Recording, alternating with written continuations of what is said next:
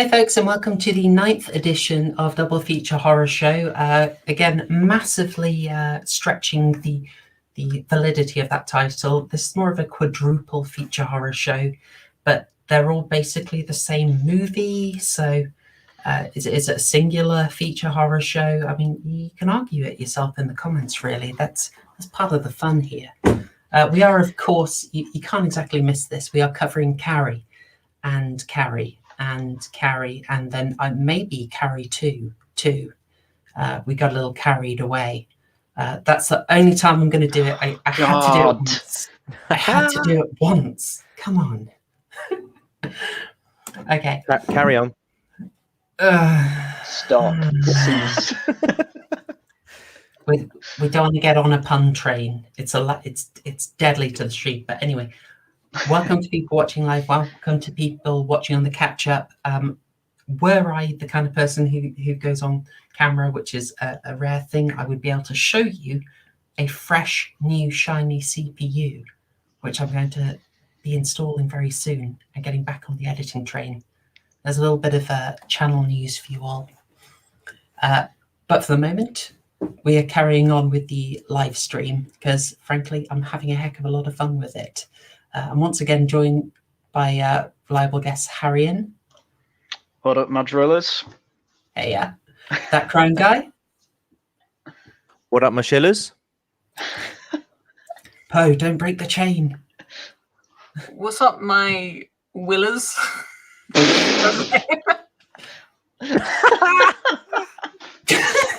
That was an attempt. What are my thrillers? There we go. Okay. Oh, four for four. I Family guess. stream. We're going to try and keep it family friendly. I really enjoyed Zen on last week. We'll have him back. I really should have told him about keeping it family friendly. Yeah, he's got the mouth on him, I have to say. Very energetic, I must say.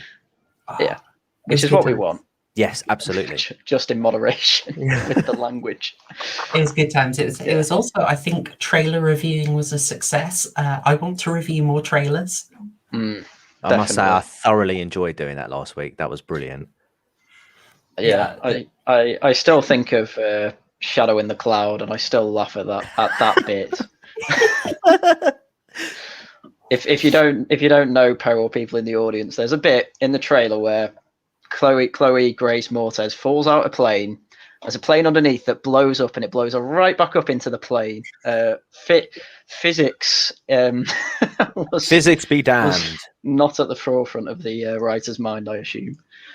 Yeah, I love watching trailers. We do a similar version of that, just at home with no one watching. I've often thought that it's so fun that we should be doing it as a live stream. There is just something beautiful about the art of making a trailer that is rife for mockery. It's just brilliant. There's so much about it. Just trying to make the women can't do things argument in 2021 while doing all the things. Yeah, she showed the men. Mm-hmm. However, she wasn't asking nicely. Yeah. There is no way we are not reviewing that film. I was hooked. It did the job. I want to see the whole thing. Oh, definitely. Not for the right reasons, yeah. And of course, Chloe Grace Moretz is going to be quite familiar to maybe half of us, half the audience. I don't know here. For people watching, the way I set it up was we talked about how many Carrie films there were, and I basically gave people a free-for-all to watch whichever of them they wanted, so that hopefully between us, we have seen them all. I did. It was a lot of Carrie. It was really quite a lot of Carrie to try and do in a week. If all else fails, then at least you can say that you carried the stream. There's making puns, and then there's just making the same pun over. I know, but it was just. It's not going to curry any favor with me. Oh. Oh my Make it god. Stop. Hello, Speaking Poe. of bloody disasters, okay, Yes. who watched?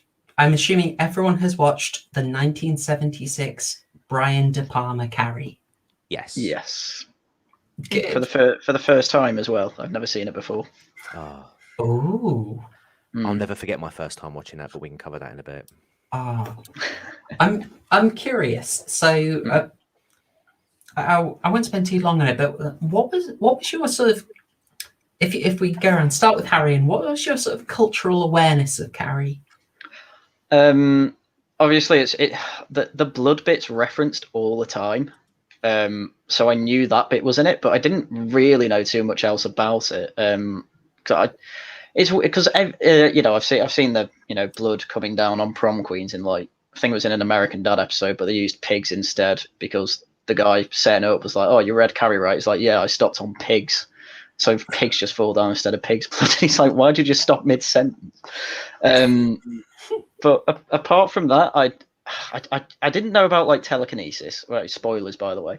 I didn't know like her mother was like a Christian single mother.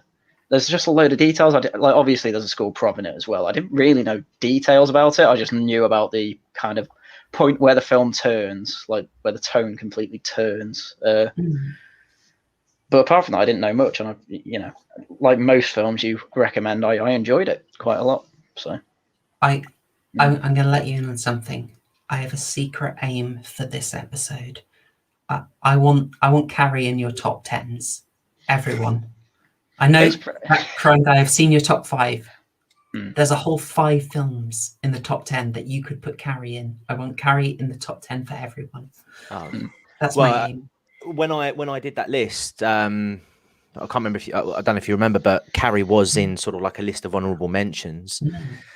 Again, yeah. Well, that Crime Guy, do you want to go over sort of your cultural awareness of Carrie? Because you'd obviously seen it before. Had you? What about the other films? Were you aware of them? I only became recently aware of the sequel and the TV movie pretty much when this was announced as the homework. So I hadn't seen those. I was aware of the 2013 one, but yeah, as you said, I've seen the original one before. This was probably the first horror film for me that actually gave me a jump scare, and not just a jump scare as in sort of like oh gosh, okay, that's scary, but an actual, like, sitting on an armchair, threw myself back, hands like latched onto the arms of the chair when the hand came up, well, right at the very end. And the funniest thing about this was I was actually at my best mate's house watching this with him and his mum and his little sister, and they all just looked at me and just actually relentlessly tore into me, and I was just like, ah! I don't want to make this into a big point, but I'll just say this and move on. Have you seen Mulholland Drive? Oh, No. yeah. I love it. No, Yeah, do I need to go and watch that one then? It's got the best jump scare you've ever seen. Oh, really? Okay. Yeah.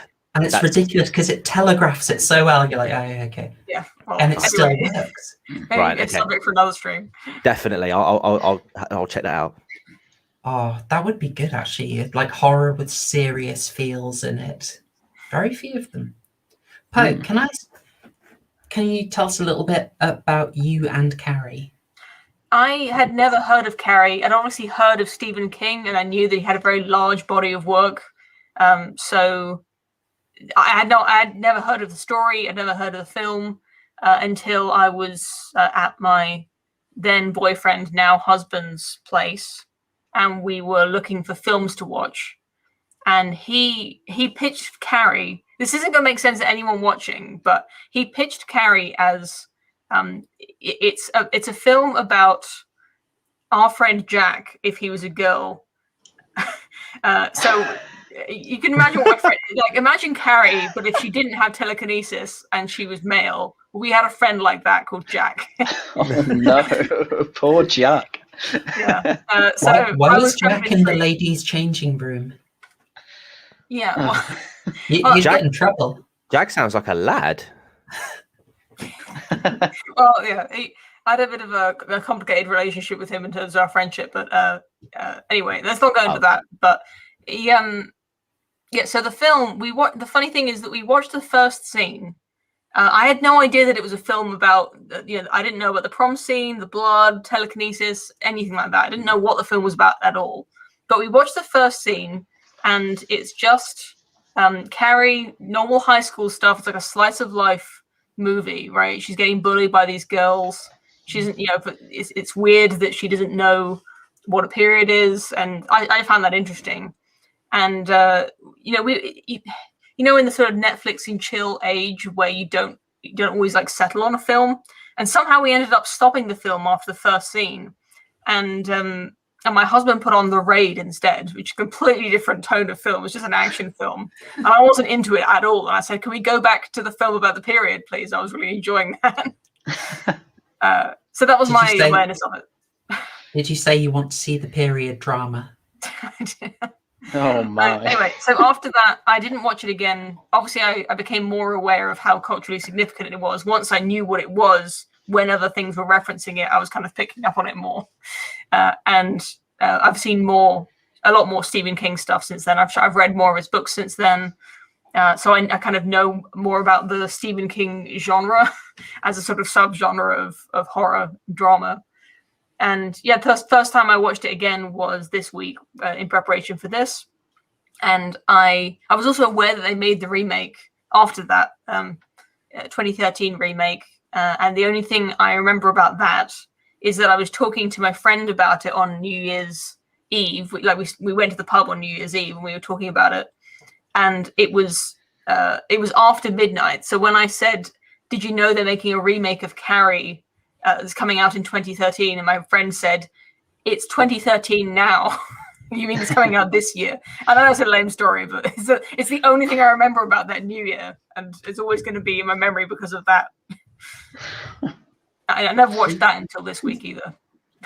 Okay. So Poe, you have seen the remake, the 2013 remake. Who else has seen the 2013 remake? Me. Yes. Nice, Yes, good full house on that. And bonus round, who got the 2002 Canadian TV version in?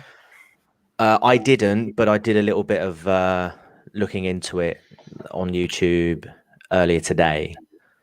So there's a couple of things I've sort of know about the film in terms of sort of the premise.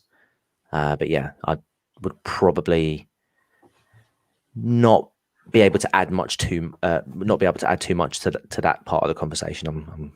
I'm afraid. I'm sorry. That's okay.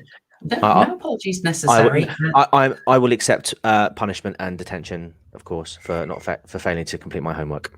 Do you just want me to post more strict teacher pictures in the group chat? I only do that for Haryan. And I enjoy them very much.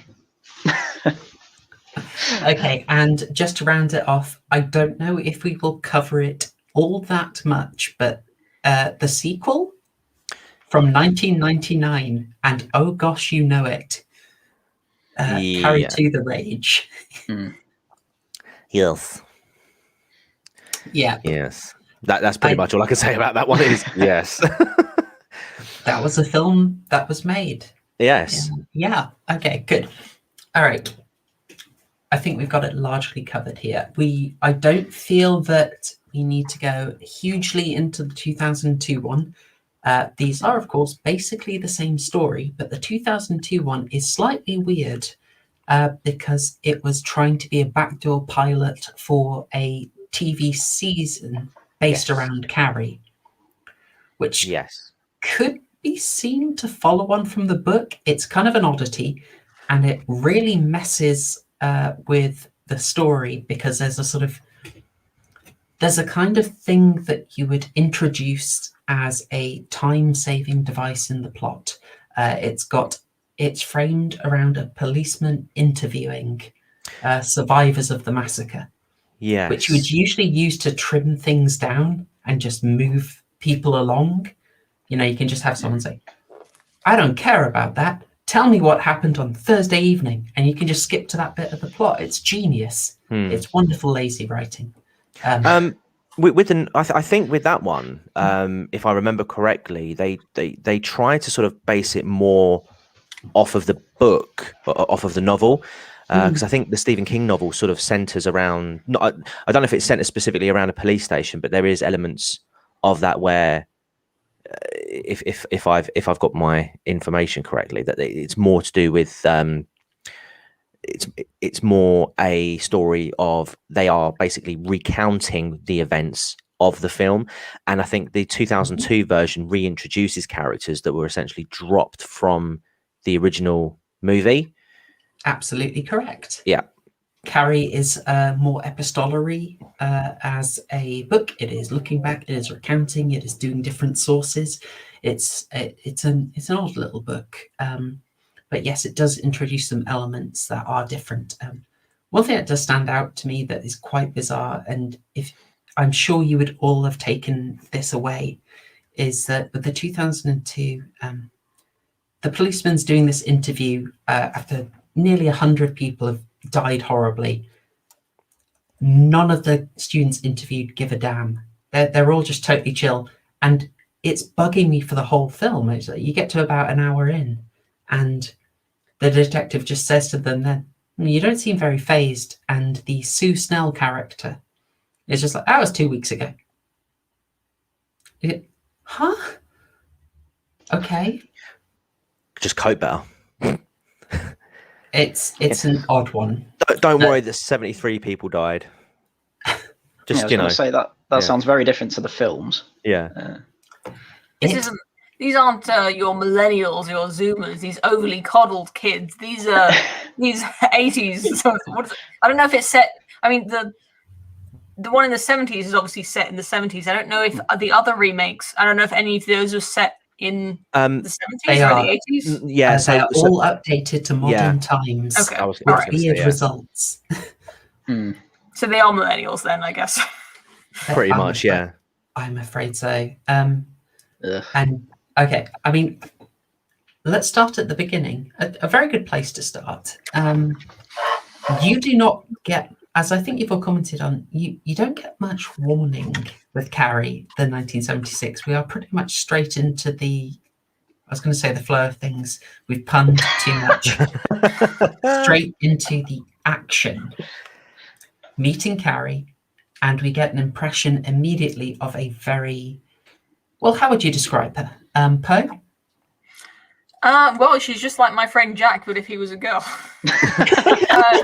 She's, I guess you could say she's socially, I was going to say an R word.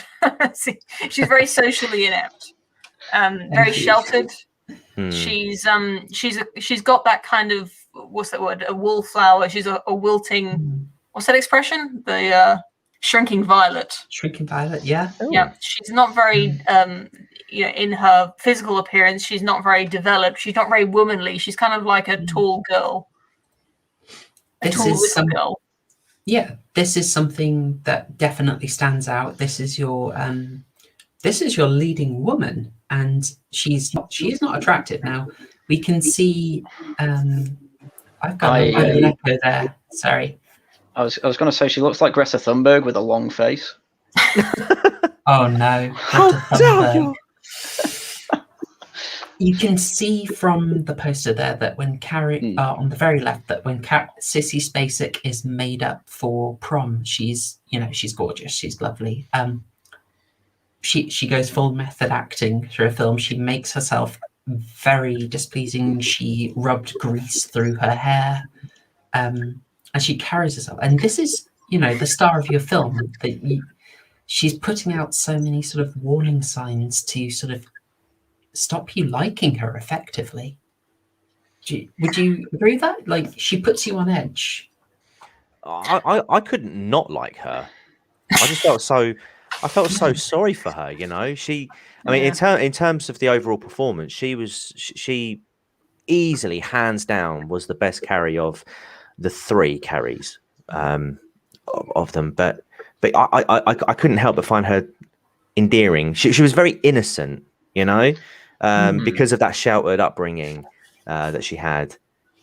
I just found it very. She seemed to me to be a very naive individual, and obviously that's demonstrated right at the beginning, like you say. You know, she doesn't have much awareness in terms of herself, in terms of obviously what's going on with her own body, and obviously, like Poe said, she's socially inept, and yeah, I just found that very endearing in a way. I don't know. I felt very drawn to it. I think because it was such a convincing performance. You know? I'm definitely. I mean, I'm tempted to say, Poe, you know the term moe? Like, yeah. From anime, she's just gives off vibes like you want to protect. You want to reassure. Yeah. I guess that's kind of the little girl thing I was saying before, where that innocence is. I think the crime guy hit that on the head directly. That's exactly it. I find her quite sweet almost. She's got this beautiful long hair. She's not made up. She's got this sort of slim figure, and I think. I mean, I'm seeing it for the second time most recently, but I think you can see the potential there. You know, she's got this that kind of that innocent face, and even though you can tell she's not doing the most of her potential, I think you can see that there is something there that she's not taking full advantage of. Definitely. But she's also not the 2000s, late 90s prom queen girl, take off the glasses and actually suddenly she's stunning. What's the film? She's All That. That sort of thing. That they're not doing that. No. It's well, I suppose, are they? I suppose we should. Well, how did you feel about our 2013 Carrie, Chloe Grace Moretz, who we meet in a swimming pool, which I think is unique. I think everyone else was doing a different sport, but she was in a swimming pool. Pool volleyball. Love it. Yeah.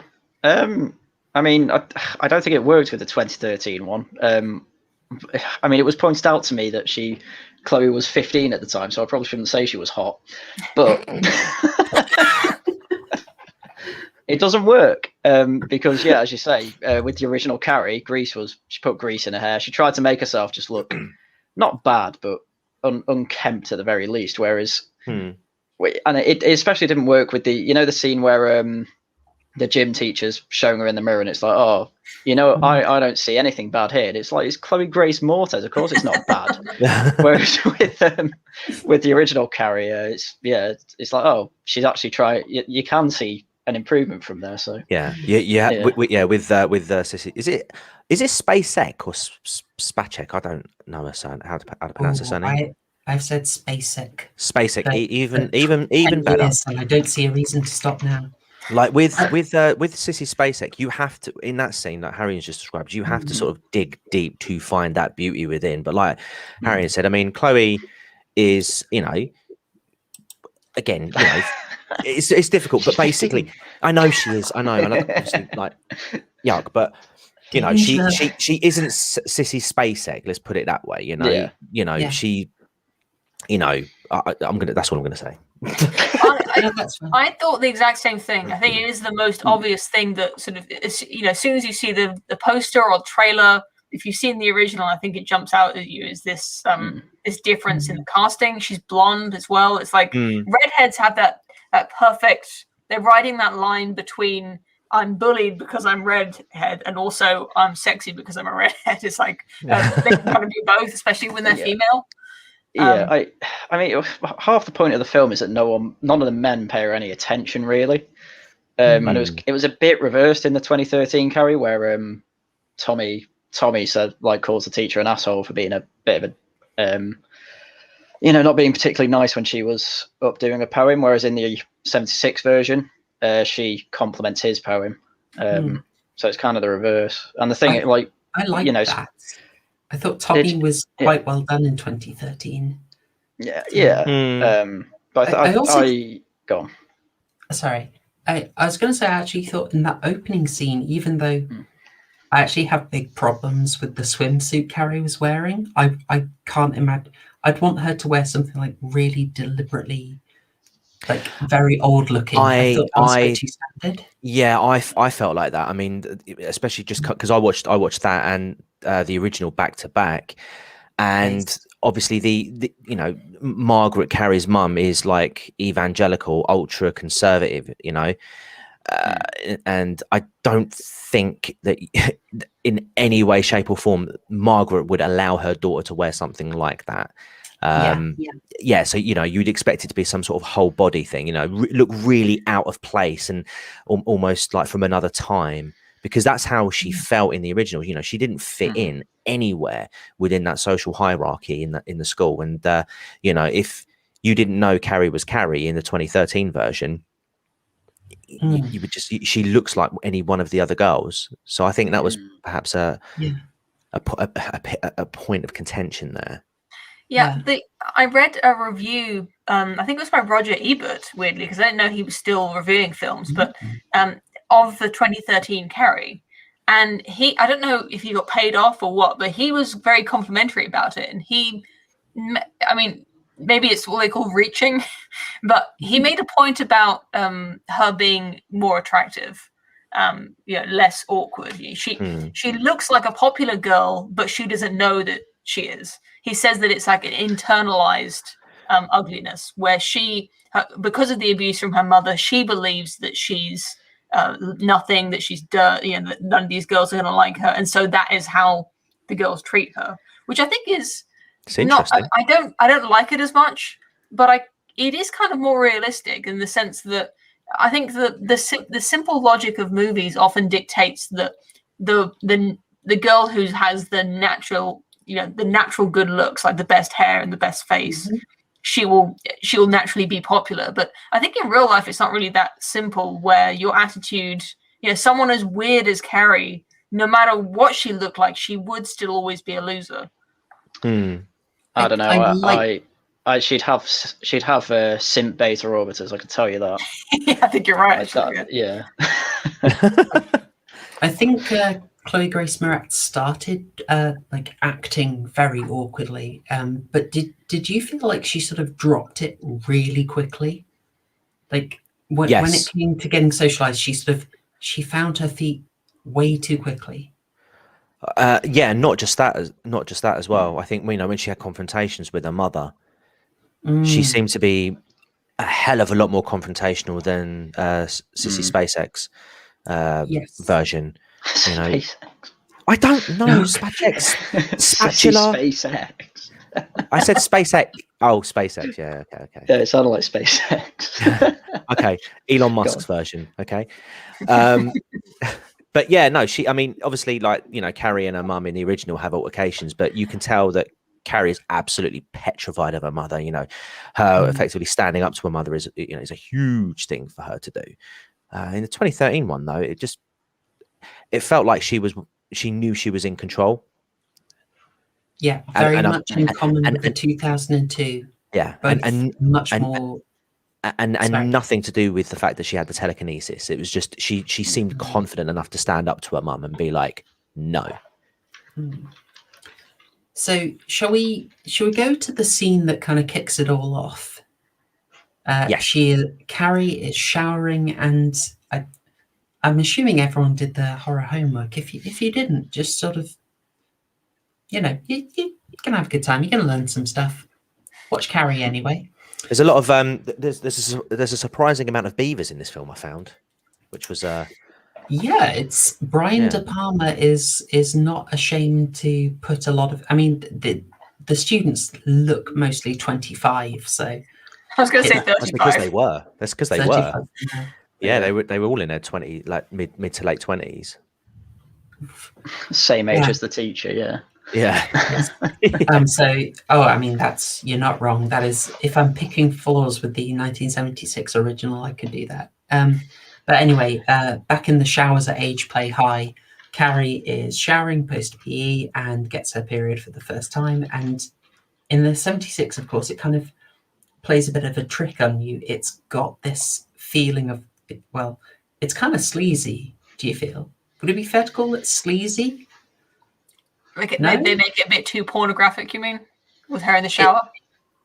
I felt that in the 76. It was trying to look, a little bit. It's very intimate. Yes, I'm trying to find the right word there, but I think, and then that obviously gets turned around. It's an odd start. I think the Beavers were a bit of a surprise, but I think in those times, I think Bobs are a standard criteria for horror movies. Like I always say, a Friday the 13th movie isn't Friday the 13th without Bobs. Oh, exactly. So, for me, I just felt I was in the comfort zone at that moment. Although when I saw the Beavers, I was like, well, hang on a minute, what's going on here? It's a bit early, isn't it? Are these supposed to be college students or something? Like, well, definitely the first 3 minutes of the film, Yeah. Mm. It was a bit of a moment, I must say. Yeah. The sort of enticing, shall we say, softcore vibe, if it is even there, does not last long. It is very swiftly subverted. Carrie goes into, I think it's fair to say, an absolute panic. This is pivotal to every version, obviously. Yeah. It's. How do you feel about that scene? Opening it up, people. Good. I think it introduced quite a lot quite early. I mean, clearly she's clearly a loner, which is good. She's well, not good, but good for the film, good for telling the story. She gets bullied pretty much straight away after clearly not knowing what's happening to her. It just introduces a lot about Carrie very, very quickly, because she's in the showers alone as well. She clearly got no friends. Then it quickly goes to, not only does she not have friends, they're just happy to bully her for something that she's clearly panicking about. So that also shows a lot about the girls, that the other girls are just at the very least not particularly nice. So yeah, I think it's extremely cruel. The specific way that they're bullying her. I mean, you kind of get the sense that she's probably been bullied before, just because she's weird and she doesn't stand up for herself. You can imagine that they would be mean to her normally, but to take such I think it is such a vulnerable moment that she's experiencing. Like, she is confused and scared, and probably in physical discomfort as well. And the fact that they have absolutely no sympathy for her, it's I don't know how they do it, but they somehow sell that these girls, like, you really believe that these girls could be this cruel. Yeah. And it puts you immediately on Carrie's side, I think, to be at the hands of such a mean group of girls. It just puts you in her corner. You want her to. I don't want to say succeed. You want her to be out of trouble. Yeah. Yeah. That scene really shows you just how isolated she is in that world. Obviously you haven't met her mum yet, but already they don't like her when they're playing volleyball in the opening scene, and then it just cranks up the cruelty meter, doesn't it? From sort of like 10 to 100. And you just think, oh man, someone needs to step in and stop it. And you kind of want to be that person, but there's nothing you can do. You're just sitting there watching this utter brutality, like bear out in front of your eyes. And I felt so sorry for her. I felt so sorry for her. It's incredibly extreme, which means, like, for me, that has got a risk. If you go really extreme, you're going to get people in, but you could also drive people off. I think it lands it. I could see people finding like that's a pretty intense thing to throw out in the first 4 minutes of a film. Oh, definitely. But Teabag, exactly as you say, you want someone to step in and help her. This is what you'd call a save the cat moment. This is an instant bond. Well, I think save the cat is usually for your protagonist, but this gets us bonded to the teacher who comes in and saves Carrie straight away. So that's Mrs. I want to say Collins in the original.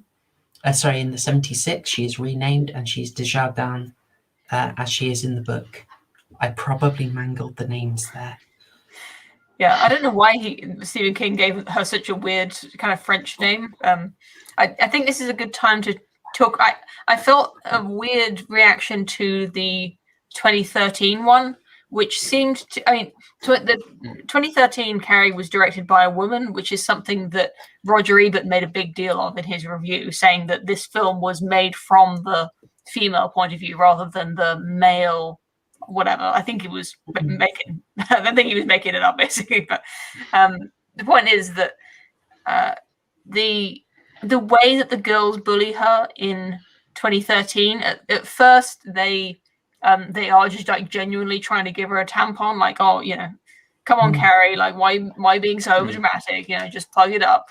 And then it kind of builds as they sort of start to realize, and somehow it just felt like unbelievable to me, because I don't know if it was the performance from Carrie, but somehow it just felt like, not that it's unbelievable how cruel they're being, but like why it doesn't feel like they should be bullying her. Like I don't know if it makes sense. Like it seems like there is something genuinely wrong with Carrie, like the way that she's acting in the 2013 one, where it feels like she's not on her period and something is seriously wrong with her. Like she's saying like, I'm bleeding or whatever.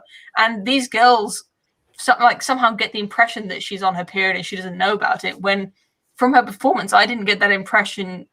Like putting myself in their position of the girls, it really felt like, you know, it's something wrong with Carrie. Like seriously, like they should be like maybe not sympathetic because they're not nice girls, but like it doesn't seem like she's making a fool of herself in quite the way that she is in the 70s one. I don't know. I can't put my finger on it though.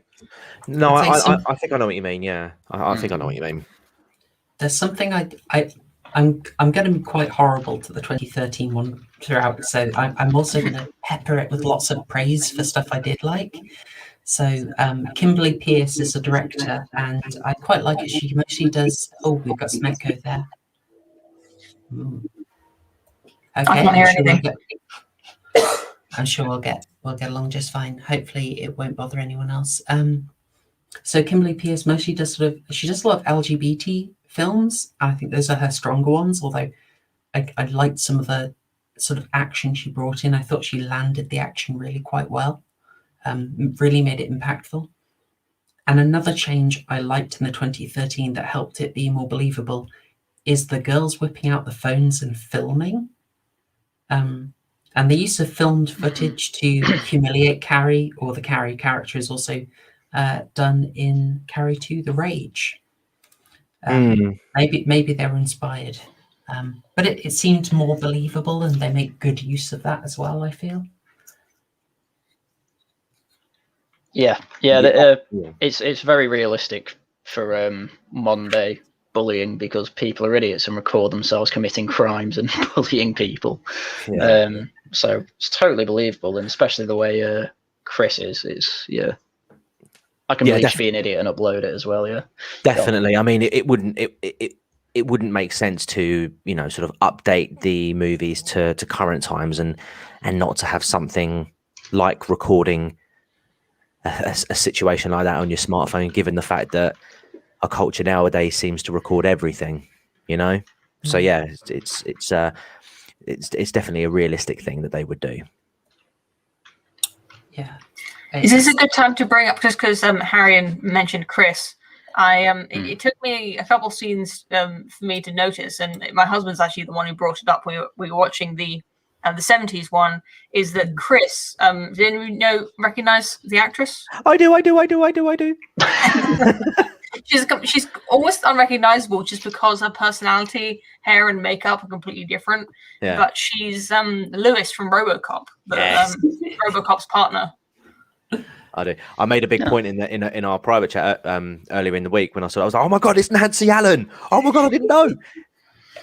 She looks gorgeous in this. I kind of respect the film for not doing the like popular girl who's like not actually that hot. Like I don't know if they did that more in Carrie, where, you know, Carrie is secretly beautiful and the popular girl is like secretly ugly. But Chris in 70s, would you call that Nancy Allen? Like, she looks amazing, even though she's like the worst person ever. None of them make the really popular girls unattractive in any way. None of them have done that so far. In The Rage, the popular girls take kind of a backseat, and it's a lot more boys doing the harassing. Kind of an odd choice. But yeah, they always they always keep the mean girls as very attractive. I guess it's just a good way of putting pretty people in your film. It makes sense as well, I suppose. Yeah. I mean, there is some fun casting in this, you know, amongst all of it. You if you watch the 2002, you see oh gosh, what's her name? The one from American Mary, Catherine Isabel.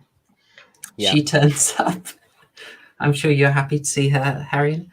And also Emily de Ravine from Lost and many other projects. Who was the what's her name from American? Is it American Beauty? American Mary? Oh, sorry, Mina Sivari. Yeah, because she does a bit of a Drew Barrymore screaming in that film. Yeah. You know, you think, oh, big name. Oh, wait, no, wait, okay, moving on. There's something really interesting in that because I'm old. I remember The Rage coming out, and I was like, oh, Mina Sivari's in that. Nice, because it came out, I think, basically the same year as American Pie, which had just exploded in popularity. So suddenly, like, okay, Mina Sivari's in this film for 2 minutes, but let's stick her name on the poster. I forgot she was in American Pie, as was the guy who played Paul Finch. Yeah, as well. He's in The Rage. They probably just hopped out. It was probably the same film, same school that they filmed in. Just costume change and carry on. Just waiting for Jim's dad to turn up. Oh gosh. So that the shower scene is, I think, a really good way that we established. It's really getting you feeling how you should feel about Carrie. It is establishing dynamics. It's setting up the relationship between Carrie and we'll just call her Miss Collins for consistency, but the name changes. And you also see sort of Chris Hargensen distinguishes herself as like the meanest of the mean girls. Like this is efficient. Yeah. Something else about the female type of bullying in general, but also I think it's portrayed well in this film, where you've got the queen bee, mean girl, you know, whatever she does, the other girls have to go along with it. And the more people are going along with it, the more pressure there is to do it as well. Where you can see that these girls probably want to impress Chris. They obviously don't care about Carrie at all, but it's not like they all love being cruel necessarily, but there's enough of them doing it that they all then have to do it in order to fit in, basically. Yeah, it's almost like social pressuring, isn't it? You know, if you're not doing what everyone else is doing, then you're pretty much an outsider. I'll raise the... We have got so much to cover, so I might be a bit slapdash with just getting themes in. Okay, so we get pretty much the next scene is Carrie in the principal's office, and I always love, in every version, the principal is so completely uncomfortable with the situation. Yeah. I love it. And every principal is wonderful, just having a great time being terrible at their job. I'll tell you what, as a guy, I could totally relate to that principal in that moment. Oh yeah. This is not something he wants to talk about, which is completely understandable. I was just thinking to myself, if I was him, thank God I had a female teacher there to sort of pick it up. I think to come at it from the other side, I really empathize with the PE teacher, who I think in the 70s one especially, I'm trying to remember if they did it in 2013 with Judy Greer, but she's like really exasperated. Like she's trying to get across like how important this thing is. You know, Carrie is being bullied and like this is a really awful thing. And she's just exasperated that she has to deal with this principal. It just feels uncomfortable because of the subject matter. Yeah. Like, come on, get it together. Like you're a grown up. Like seriously. Damn it, man! You're running this school. Pull yourself together. Yeah, at least get her name right. Yeah, exactly. I really liked that in that one. Yeah. I really liked it. Well, that shows something else that she doesn't at all. She's not made a name for herself at school, quite literally. Yeah. Teachers don't really know who she is. It's mentioned in the 2013 one in the classroom scene that, you know, the teacher says, "Oh, it's like the most you've said in the classroom," you know, saying the poem. So, I quite like that in both. That, she's clearly just a loner. And not only does it keeps being re-established because it just makes sense. Like, why would people know who Carrie is? And then you got the kid on the bike after as well. in both, calling her creepy Carrie. Just Creepy so Carrie, much yeah. about her. Yeah, so much. Yeah. Yes, it's just spread on thick, and I think it needs to be to. I had absolutely no problem with it later. being constantly hammered home. Oh Just no! how Yeah. much of a loner and how isolated Carrie is. Yeah, like normally sometimes you can get to a point where you're like, okay, yeah, we get the point. But I think you needed the constant reminding, not the constant reminding, but it needed to be complete, like just drilled into you again and again and again. And the early scenes really do that well.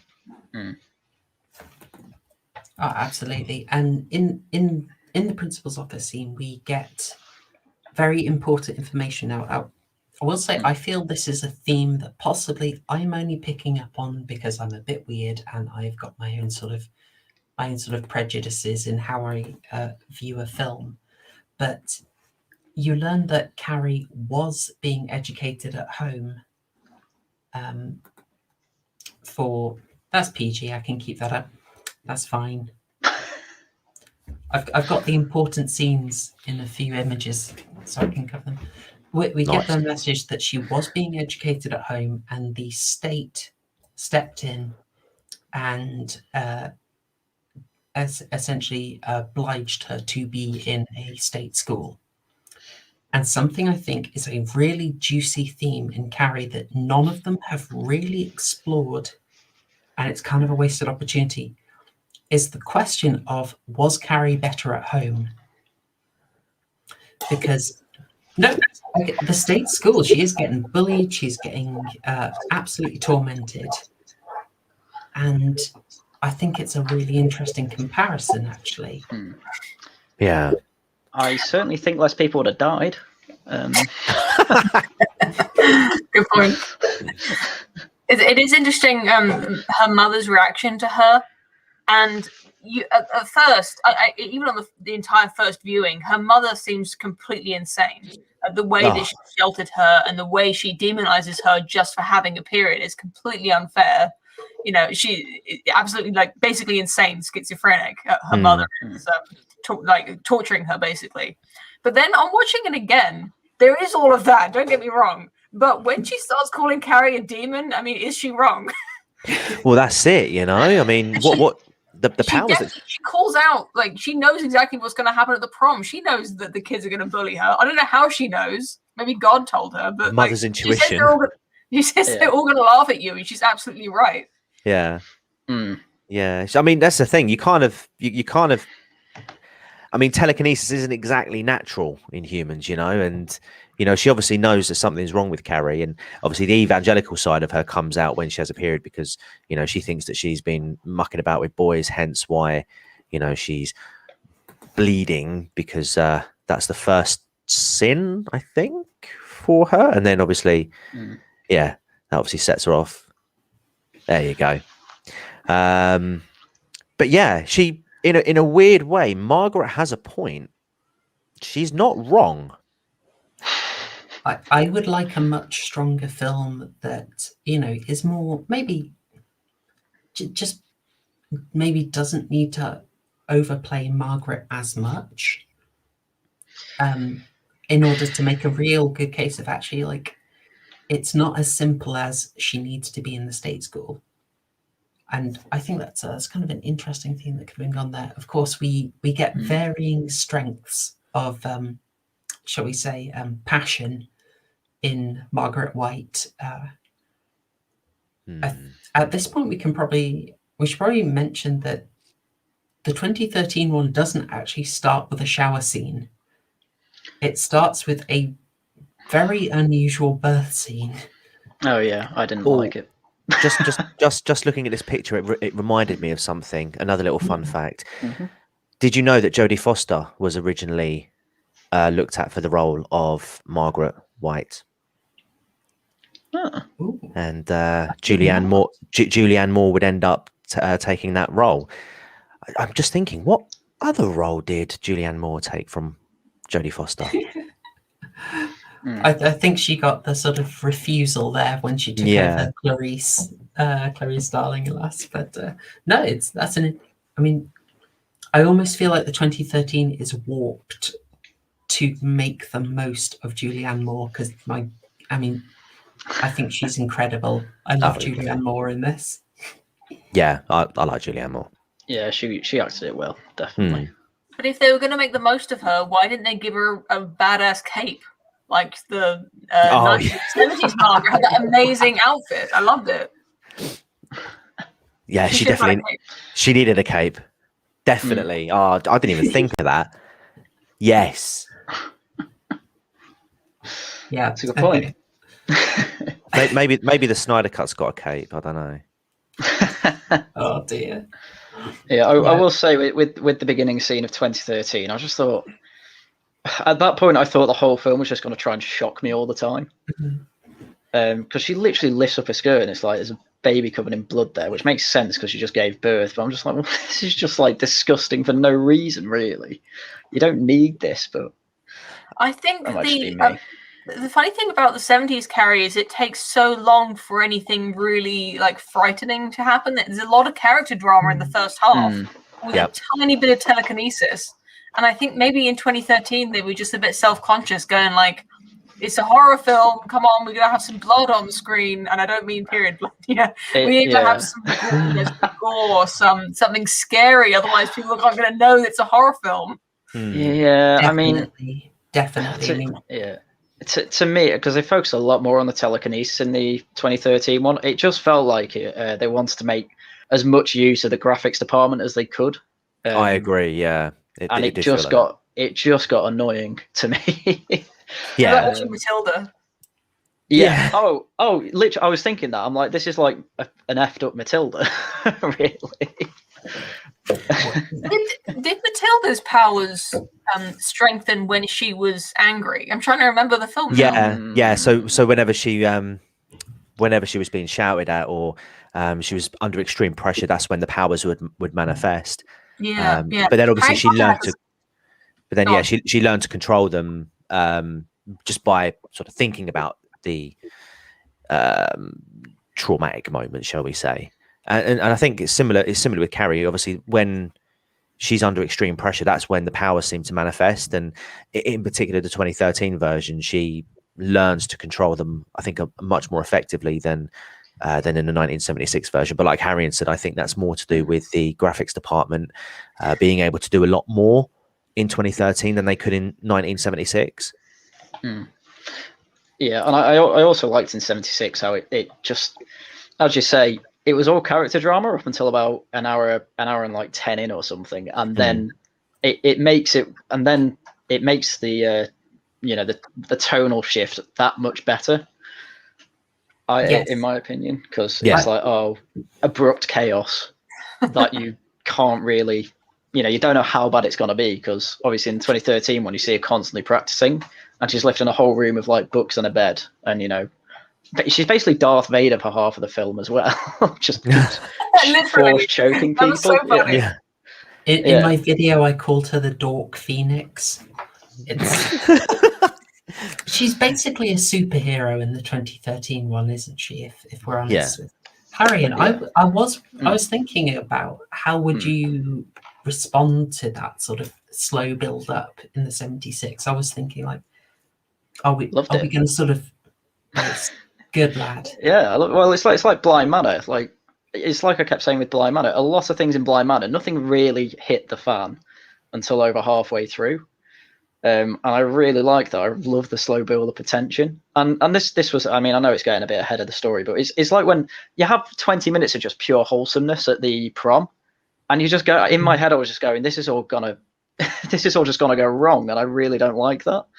And I wasn't too sure who was in on the pig's blood prank, because I wasn't sure if Sue was in on it or not at that point. I didn't think she was, but I'm like, oh, please don't be in on it. And the whole time I'm just getting tense, like, oh God, what's going to happen after this? Because it's just been so wholesome, and I know the tone's just going to shift. Oh, this makes me really happy. I was wondering, would Margaret White in the original would that be like a bit too much? Would it come off? Like, would you struggle with that? Because it's a lot to ask an audience to connect to, isn't it? Yeah, I'd actually thought they'd go a lot harder on the kind of conservative Christian type of thing, but she could have been fundamental in any religion and it would have worked, really. So I like that as well. It wasn't like a lot of films and nowadays where it's like Christianity bad. It was just pure fundamentalism bad. It doesn't really matter the religion. So that was another takeaway I had. Yeah, definitely. Do you think they should sue J.K. Rowling? You know, someone gets locked under the stairs and oh no, practices magical powers.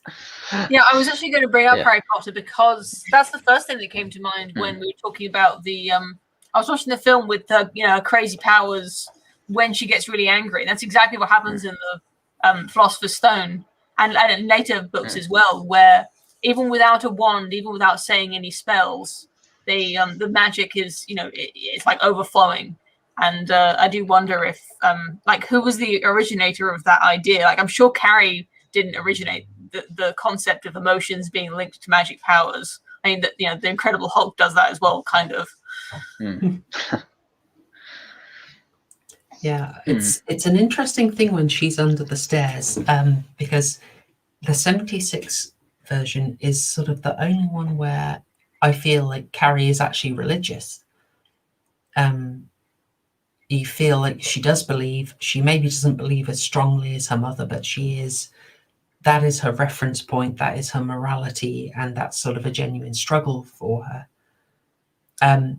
In the 2002 one, I was really annoyed at this. And for reference, the creator of the 2002, Brian Fuller, who would go on to do American Gods, many other things you've seen, he sort of consciously said he wanted an edgier Carrie for the 2002. So no. Carrie is not edgy. She is not poochy. He is not rad. But he has Carrie when she's under the stairs.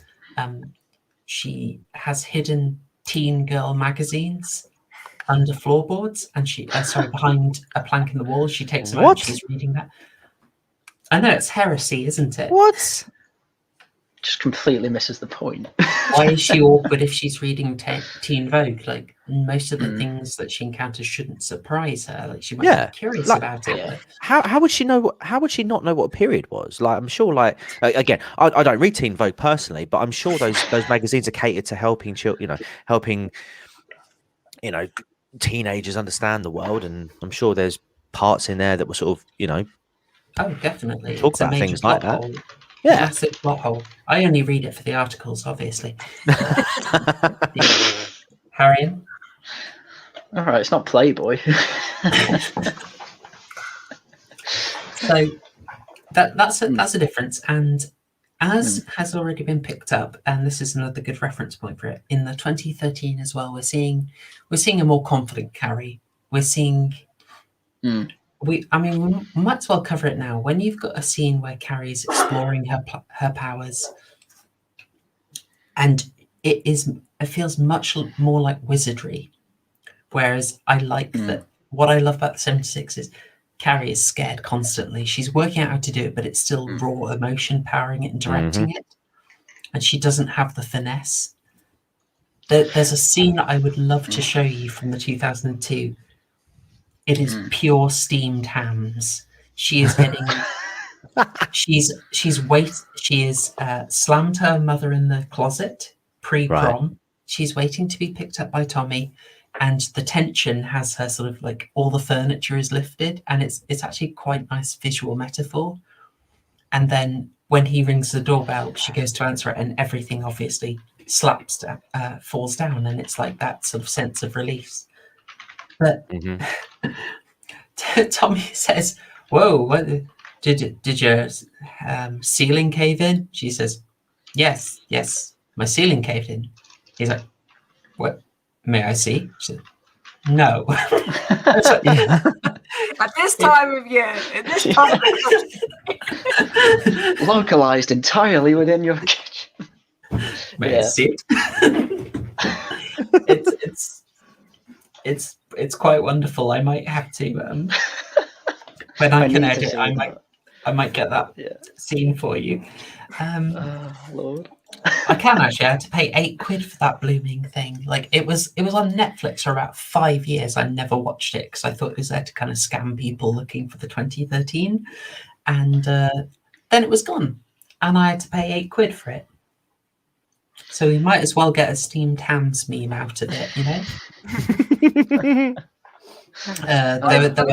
It's my favorite kind of humor. I think is the like ridiculous explanations. I'm trying to remember the I'll have to tell you later because I'm sure you've seen it. Proper Horror Show. There's a Spanish film that does a similar thing. It's like it's not really played for laughs quite, but it's like making up excuses on the spot is just like a brilliant setup for comedy, in my opinion. Yeah, you are right. Murky, you're a bit of a ledge. I can't believe someone's actually referencing The Fury. Carrie was a massive success for Brian De Palma. He followed it up in short order with, I don't know where he got the idea from, but a film about this telekinetic girl who causes massive massacres at a public gathering. Sounds like a good film. Yeah. I mean, I did like it actually, but it's definitely not as well known. But Queen Boudica Radiant, do check it out. It's one of those ones where there's kind of like Carrie. It's built around a few big set piece scenes, like the Final Destination films. It's built around a few set pieces. Although I'd say in Carrie, like I love the whole thing, and the set pieces are a bonus. So we in the 2013 we've got a more confident Carrie. We get a Carrie who's more she's kind of delighted it. She's enjoying exploring the psychic powers. And she's so much more confident in dealing with her mother, as you've all noted. That has implications for the film. It's why the comparisons to Matilda are very apt, because a similar really theme to Matilda, where Matilda's learning her powers, enjoying it, and then she's trying to overpowering using her powers. Her it's a headmistress in Matilda, obviously, but it's her mother here, and it's just done. It's done a lot more. There's a lot more subtlety in the 76 version. Because overpowering her mother, I think, happens in one scene, and it's just pinning her to the bed. And in this one, it's as I say, Darth Vader, and she gets force choked into the cupboard, and then the cupboard locks welded shut. And it's like, so that goes beyond telekinesis. That's what I thought. Magic welding. You're now using kinetic energy. You're heating things up. You're radiating, and it's just like no. That's not how telekinesis works. And another difference in the powers is why I much prefer the 76 version.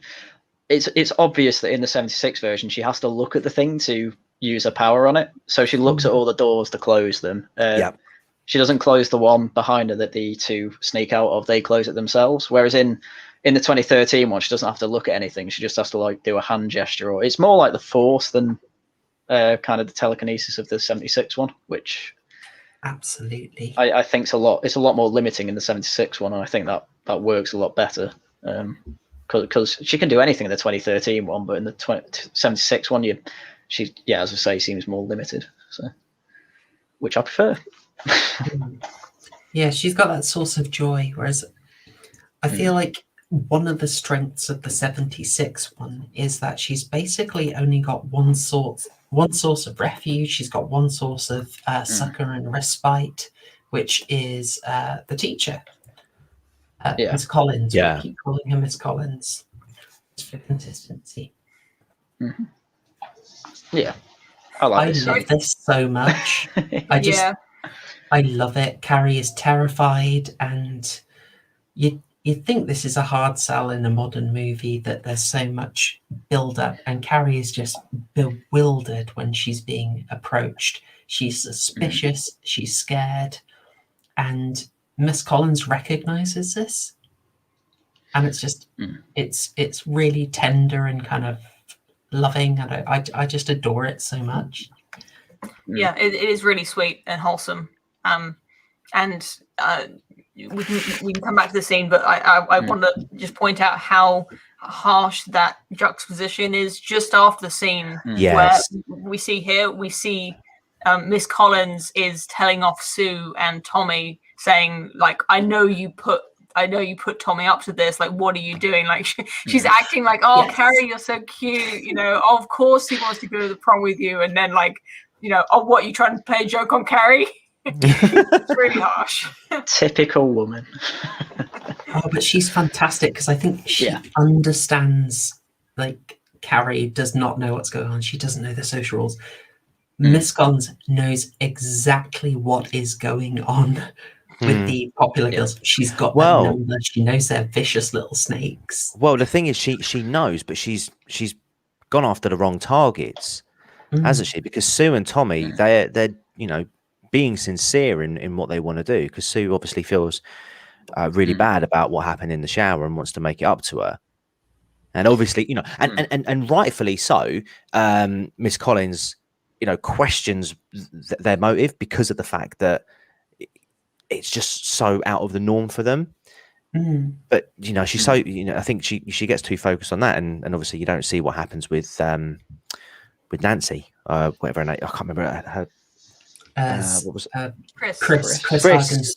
Chris, yeah, completely negates to check Chris, but then I think she doesn't think she's a problem because she's not going to the prom. So yeah, I think that Miss Collins, especially in the 70s one, the second time watching it, I kind of thought she was a low-key villain, like not on purpose, but she is like very meddling, and a lot of her meddling has the opposite effect of what she wants. So the fact that she punishes Chris and she punishes all the girls, but then she stops Chris going to prom, that is what triggers Chris to really go after Carrie and play the major prank on her. And then even when she catches Sue in what she thinks is a prank on Carrie, she chucks her out, which I guess does save her life. But also, if she'd let her, you know, if she'd let Sue go, then it might never have happened. And so I think Miss Collins is kind of a tragic figure where I think she's sort of inserting herself almost where she doesn't really belong. Like, she's got a bit of a hero complex, and her meddling just makes a lot of things worse. Well, yeah, this film's the epitome of the road to hell is paved with good intentions. It's the perfect film to explain why, because the people trying to help Carrie basically get everyone killed by accident. And then obviously Chris, who doesn't have good intentions, I mean, she dies anyway, but yeah, it's... Well, exactly. I mean, she never would have gone to the prom if it hadn't been for Tommy and Sue meddling.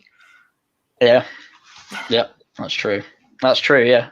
And then she comes in, sees the bucket, tries to stop it, gets kicked out, and then Miss Collins, obviously distracted by that, doesn't see it herself and can't stop it in time. Yeah, it's. I love the character really work on this plotting. You've got this extreme event in the shower, setting it in motion, and the punishment. That's extreme enough. When they're actually called out by Miss Collins, she lays the law down and you get the reaction. Like, Chris, you see who she is because she refuses to take the punishment. And that she can't bring everyone else along with her. And it's kind of the first time she fails at that. And that kind of unhinges Chris, I think. Suddenly she's like, am I Queen Bee here? Because I just failed to take the crowd with me. I thought everyone would storm out the way I have, and she's lost the crowd at that point, and I think that's what really tips her off. Whereas Sue, I think, kind of realistically accepts a punishment, but it's not that everyone does it. Sue is mature enough to go that step further and take more personal responsibility to try and fix it. Yeah. I was going to say, if I'm not dominating this conversation too much, one thing I liked in the 2013 one is Sue's character, and they sort of inserted a scene. I don't know if it's in the book. I'm trying to remember exactly what happened, but I think it's Sue and Chris having an argument, and then Sue realizes there's a scene where she really confronts what she's done. She's telling her boyfriend about it. That's it. So she's telling Tommy, I threw tampons at Carrie White. And he's going like, I can't believe you did that. He's kind of forgiving her at the same time. He's going like, that was a really mean thing to do. Like, you have to apologize for that. and it's a really sweet scene that she's really confronting it in a quite mature way, and the fact that we see her come to the decision that she's got to make it up to Carrie. That's one addition that I really enjoyed in the 2013 version. Yeah, Yeah, it's lovely. The redemption isn't the official state punishment. The redemption is the personal responsibility to make it better. Yeah, which gets everyone killed. Minor Which isn't her details, fault. Harry. Yeah. Minor details. You know. I don't blame her for it. I'm just saying. No, I did like that scene. Yeah, it was a thing in the 76 one that it might have been because I watched these films while I'm supposed to be working. But it might have been a detail I missed. But I couldn't quite work out the relationship between Tommy and Sue in the first film. But I think I know he comes off the track when he's running. Did they kiss then? I can't remember. I don't remember either. They are No, established they are as dating. boyfriend and girlfriend. Yeah, they're dating. yeah. Yeah. They are. Yeah, I know. I realised they were dating like way further back than I should. But I thought it was a lot more obvious in the 2013 one. The 2013 one, like, it was a lot more overtly sexual, I thought. Obviously with that scene. But then I say that and I think back to the 76 one, then the opening scene, and it's like, oh wait. Well, I think the 2013 one does a really good job of showing like how much like full on. I don't know how to phrase this. Schools are pretty lewd. Like, Yeah. there is a lot of sexual activity that is expected, that is promoted. Like, this is part of my nice thing of the beauty of Carrie is Carrie does not have a safe harbor, with the sole exception of Mrs. Collins and eventually Tommy, who she kind of accepts, but she's very wary of. Yeah, as And is in the- expected. In the 2013, I really love it's Ansel Elgort, whose name I know that guy's an anagram, I swear. Yeah, right. Maybe Driver dude. In what was it, Best of the in Half in the Bag, the Red Letter Media show, they say that the actor's name sounds like a Star Wars character. Yeah, I really liked it. When I'm going to dunk on 2013's Carrie, it's going to be on the grander themes, because lots of the details I really liked. I couldn't get enough of Carrie going on the internet and finding things out, and the random student being like, you can make it full screen like this. Yeah, that was so weird, wasn't it? It was brilliant. And seeing that really retro YouTube made it feel so much more dated, even though it's more up to date. We're watching something modern, and yet it feels so old because that YouTube interface is so old. So 2013. I love that little. What I did like about that particular scene in the 2013 version was when she sat down next to that geezer who was like, quite adept with a computer. I'll tap it away. And there she is, just one finger, donk, donk. And he sort of just gives her a look as if to say, you don't know what you're doing, do you? Sort of carries on. I love it. I love that, yeah.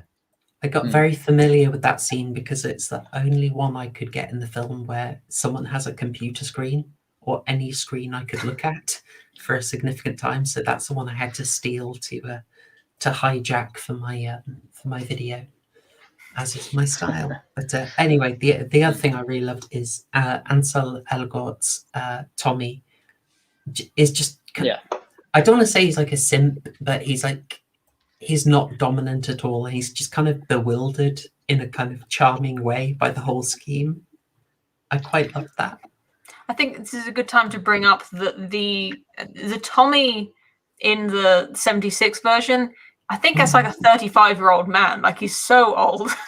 He's got that big frizzy like blonde afro, which is just like so. I don't know if it was fashionable back then, but it's not what you'd have a Prince Charming, handsome guy. That's not what you'd put on a guy these days. I don't know. As I said, watching them back to back.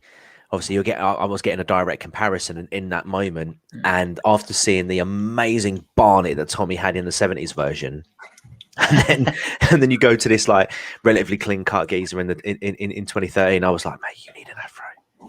you need some sort of Barnet. It doesn't look right. You've gone from this like curly blonde mop on your head to, I don't know, this dark short. Yeah, exactly. And I thought, you don't look like Tommy. You need to look more 70s.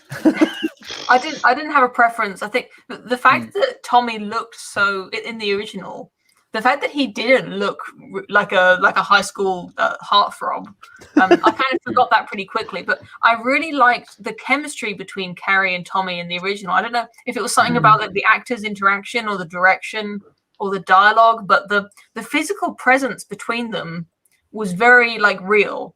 And I don't know how to express this, but my heart gave a little swoon. And the prom scene when they're dancing together, I thought it was so sweet. And there was nothing I couldn't really get into their relationship in the 2013 one, even though the guy playing it was objectively more attractive. Well, yeah, I think in the for yourself, his perm game was laughable. My dad's hair looked like that in the 70s, just saying. But no, yeah, I think they spent longer on the with Tommy and Carrie in the 76 one than the 2013 one. It wasn't rushed. It's just Tommy was more spending time with talking to other people. Like they have a whole like 10 minutes where it's Tommy and her. Well, not 10 minutes, but it was a lot longer than the 2013 one where they just sit down and he's trying to encourage her to do things a bit at a time. Whereas I think in the 2013 one, they try and get similar dialogue, but I get, for lack of a better term, it's a bit rushed. They're trying to kind of rush it. So I guess when it then finally comes to the dancing scene, because the dancing scene's a minute and a half long or something like that, and the camera's just spinning around them. That did make me dizzy, by the way. Yes, yeah, same here. Absolutely. Yeah, but it was fine. But yeah, but they're talking throughout that as well. And in the 2013 one, they kind of just dance and then have a bit of a chat as well. It's not. It just doesn't quite work as well. Whereas the whole of the prom bit is just focused on them with one or two bits to talk to Miss Collins or keep up with Chris and what's her boyfriend's name, whatever he's called. Whereas John Travolta. Oh yeah, John Travolta's in it, which I was like, what? I forget he's an actor sometimes. Whereas it kind of tried to split the time kind of evenly in the 2013 one, whereas about well over half the time was spent on Carrie and Tommy in 76, which worked a lot better, I thought. I think it's a lovely tender relationship, and the 2013 definitely makes an improvement by having Tommy stand up for Carrie in advance of being asked to. So when he stands up for her when she's read her poem, and the teachers, Oh, did you notice who the teacher was? No. Oh, Judy Greer. No, sorry, the English teacher. Oh no, I didn't. That guy was such an asshole in the in the 2013 one, like unbelievable. Oh, definitely. I'm trying to find his name because I forget, but he is. You will know him very well when you watch The Haunting of Hill House. He was also a replacement actor in Game of Thrones. I am desperately trying to find his name. It's not happening, peeps. Help me out. Who's the guy? I'm trying to look. Michael Huseman? Michael Huseman is the name, I think. That was like a weird one. Like, oh, hey, it's that guy. Sidney Lassick? Mr. From? No. I think it's Michael Huseman. I am going to just look. While we're Googling, I just wanted to make a really small point about Carrie's dress. Where Michael Talbot? Oh, sorry, what was that, Per? I was just going to say, while we're looking that up, just while it's on the screen, Carrie's dress in 1976, it's pretty, but it looks like something you could make at home. Whereas in 2013, what Carrie is wearing does not look like you could make that at home. No matter how good a seamstress you are, it's like so complicated with sequins, and it's just I don't know what the costume department was thinking. Yeah, I mean, they just had more money, really. That's what I think a lot of issues from that film comes from.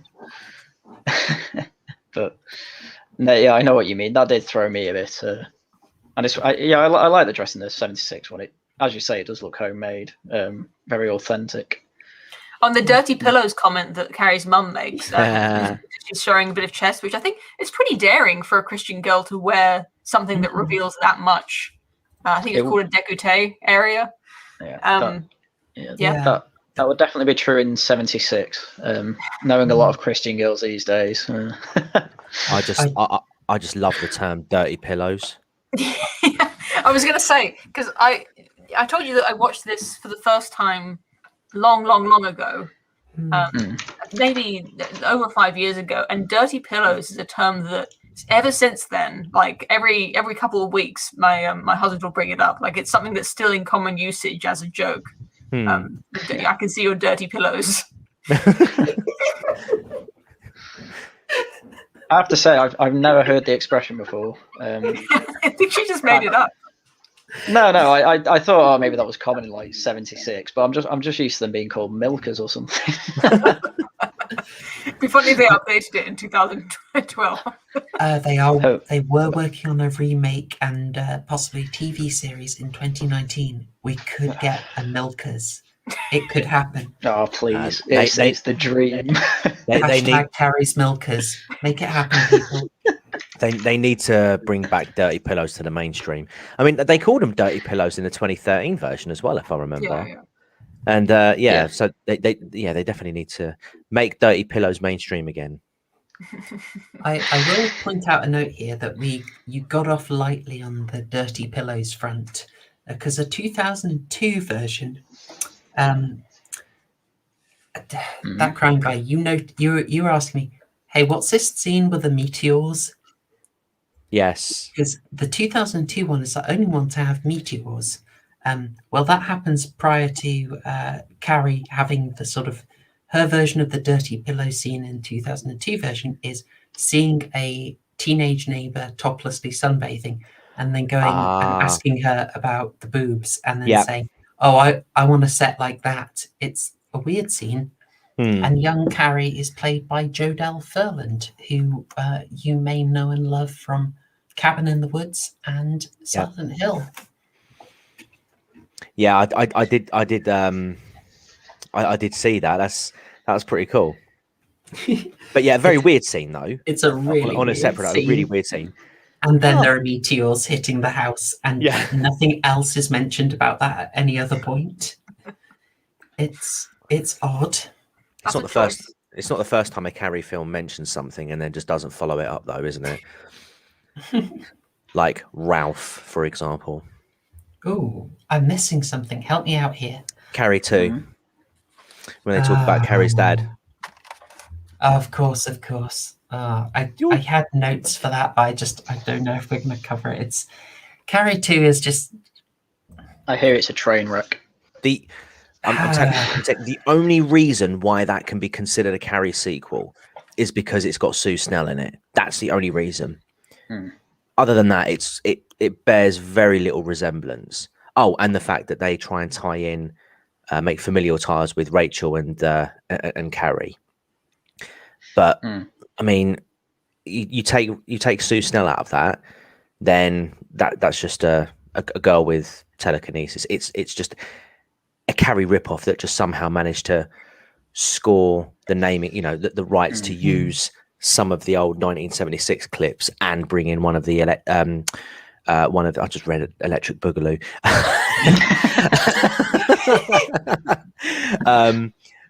To use some of the old scenes and bring in one actress who happened to be in it in the original. I was very annoyed by that film.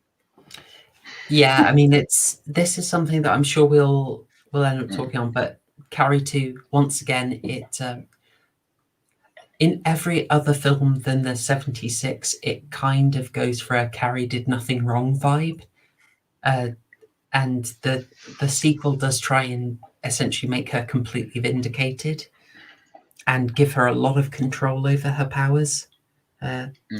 Yeah, it has a Chaps Johnson shot off with a harpoon though, so I forgive it a lot. I'm pretty easily pleased. I remember you saying to me about what happens to Sue, And I did like that. That was pretty funny. Yes, it's unfortunately because it was made in 2002. They got their hands on TV quality CGI. Sorry, it was made in 1999. They have TV quality CGI for that era. Think back to the end of Buffy season 3 and their big CGI monster in the finale. Happy days. Oof, that was a choice, and they sort of build the film's sort of clincher scare in the final moment of the film on a CGI effect, and it's a sad thing. You want to go back and warn them and be like, just don't do it. Just hold out. Just give it 10 more years. Yeah. We'll have a mate. Just wait, like James Cameron did with Avatar. Just wait for the timing. Wait for the right time. It just blows my mind that you've got a Fellowship of the Ring with its cave troll comes out in 2001, and you look at other CGI of that time, you're like, what is happening here? I mean, you've only got to look at Jurassic Park. Mm. That's a good point. That still holds up. And that was what, 1993, 94? 90, yeah, I think 94. Furious Googling and Starship Troopers as well. That was a 90s film, and that was excellent. That was CGI. Am I going crazy? I thought both of those were 80s films. What, Jurassic Park? Yeah. 1993. Okay, I'm getting the 1993? My goodness. But Starship Troopers, isn't that 80s? No, it's 97. 90s. 97. All right. I know very well. I'm going crazy. I have a thing of like the sort of late 90s. It's kind of like the danger zone for horror. It's like they start getting their hands on CGI and think, oh, look what we can do. And it's like, no. Well, I think While We can make the relic, you know. the crime guy accurately pointed out that just having some rubble and a hand coming out of it is scary. You don't need to have a CGI effect. It's just, you just use what you have. It was the biggest jump scare that I've ever experienced. And the fact that I was around someone else's house. I love it. I love it so much. It didn't help. But yeah, absolutely. Sometimes, it's simple. I mean, sorry to go a bit off topic, but Halloween, for example, the 70s versions, did it brilliantly with the effects that they had. And I think I've mentioned it before, but when John Carpenter worked on the 2018 direct sequel to the first one, he explicitly wanted visual effects as opposed to CGI. And he was like, I don't want CGI in this film. I want it to be all special effects like it was back in the day. I want because even if it looks a bit naff from a makeup's perspective, or from like the actual physical effects, when CGI goes bad, when you do CGI wrong, it looks awful. And a good example of that would be Blade. If you remember the end fight scene with Stephen Dorff, I mean, how bad is the CGI on that? It's terrible, but on the other hand, Blade has built up so much goodwill by that point that you forgive it. But I mean, if you just look at that particular moment and you think, oh my god, like that's supposed to be blood flying around, and it don't look like blood. Your brain is always going to be a lot kinder in terms of sort of emotional integration into the film. If your brain is saying, well, that's a dude in latex, versus that's a CGI thing, nothing was in the room. Like, you always go for the dude in latex. Don't Google that. Okay. Speaking of the end, speaking of that ending scare, though, I just like, since it's been raised, like, let's not discount how unbelievably influential that is. I'm not saying Carrie is the first film to ever do a stinger ending. In fact, if we talk about a film from the very same year, 1976's The Omen, we're getting scares. If we think of 1960s Psycho, they have a stinger there. It's not a big jump, but it is a burn at the end. Now, I happen to think that a certain person was watching Carrie and thought, that's pretty darn baller, and was very, very inspired. That same person also happened to watch 1979's Halloween and take a note or two. Do you know who I'm thinking of here? No, but I wouldn't. Okay. 1980. Yeah. 4 years later. Dude took notes, I swear. Definitely. And there's nothing wrong with that. Like, sample things wildly. It's absolutely fine. If it goes into making a better film, I'm 100% cool with it. This is a really big tangent, but just briefly, I have heard about some psychology research into why people enjoy horror films, and apparently there is a big difference between the audience, how audience receives a horror film if it has a good ending or like a relief at the end compared to if it has a spooky scare at the end. And apparently the enjoyment of horror films comes from the relief after the scare. Even though when you think back on how much you enjoy a horror film, you think you're enjoying the scare. But apparently people rated horror films better when they changed the ending so that there wasn't something scary at the end. Right. Yeah. I think it's completely counter to how I would think I would rate a film, but apparently, who knows? I suppose that catharsis is always sort of post hoc, isn't it? I think if you look at that, what you've just said, I think with looking for the sort of like happy ending, I suppose at the end. I'm just trying to think. I'm assuming you guys have seen the Avengers in Infinity War. Yeah. Film. How did you feel at the end of that film? I know it's not horror, but just how did you feel at the end? Yeah. When they're all going into ashes. I felt really depressed after Spider-Man says, "Oh, Mr. Stark, I don't feel so good," as he just fades to ashes. But I distinctly remember walking away from that film feeling just really unsure as to how I should be feeling, because I think what you've just said, Poe, absolutely nails it on the head there. You get that satisfaction, you get that relief at the end that everything at the end is okay. But Infinity War, and also if we want to keep on the horror topic, Funny Games was another film where you walk away from that film feeling really unsure because the relief isn't given to you at the end of that film, So yeah, I think and Funny Games, and especially Infinity War as well, probably films that I would go back and watch, but I don't know, I'd rather watch Endgame again because of that payoff at the end. To bring it back to psychology, it's possible that the sequel bait isn't just sort of baiting the studio or baiting into expecting a sequel, but also I think in the case of Infinity War, you're left feeling unsatisfied so that you will go and see the next one. True, very true. Yeah. Because films have sort of programmed us to feel that relief at the end, and then when you don't feel it, you seek out something else as a source of relief. So the next one is the catharsis that you have been seeking for, what is it, like a year between films releases? Yeah. That's right. Yeah, I did actually remember saying to my kids after taking them, I was like, "Don't worry, kids. We'll come back and watch it. We'll come back and see the sequel. Yeah, they're going to be fine. I'd say we're going to be fine. Spider-Man's going to live. Don't you worry, son." As far as I know, Rian Johnson isn't in the chat, so I'll just say it. Sometimes it's nice to have your expectations subverted. If it lands properly. It is good, unless Ryan Johnson's trying to subvert your expectations. Precisely.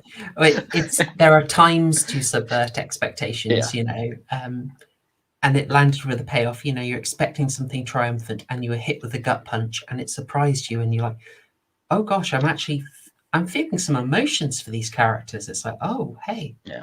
I'd say good that. Good film. I connected to that. And horror films where you have the bad guy winning, like they are rare, but they hit me in the gut, and I've come out from a few shaking and just think, oh gosh, that was intense. That's some intense emotion. And then afterwards, just like Poe said, it's like oh, okay, I'm okay, I'm all right, even with a bad ending. But it's kind of nice to experience something very intense in a safe environment.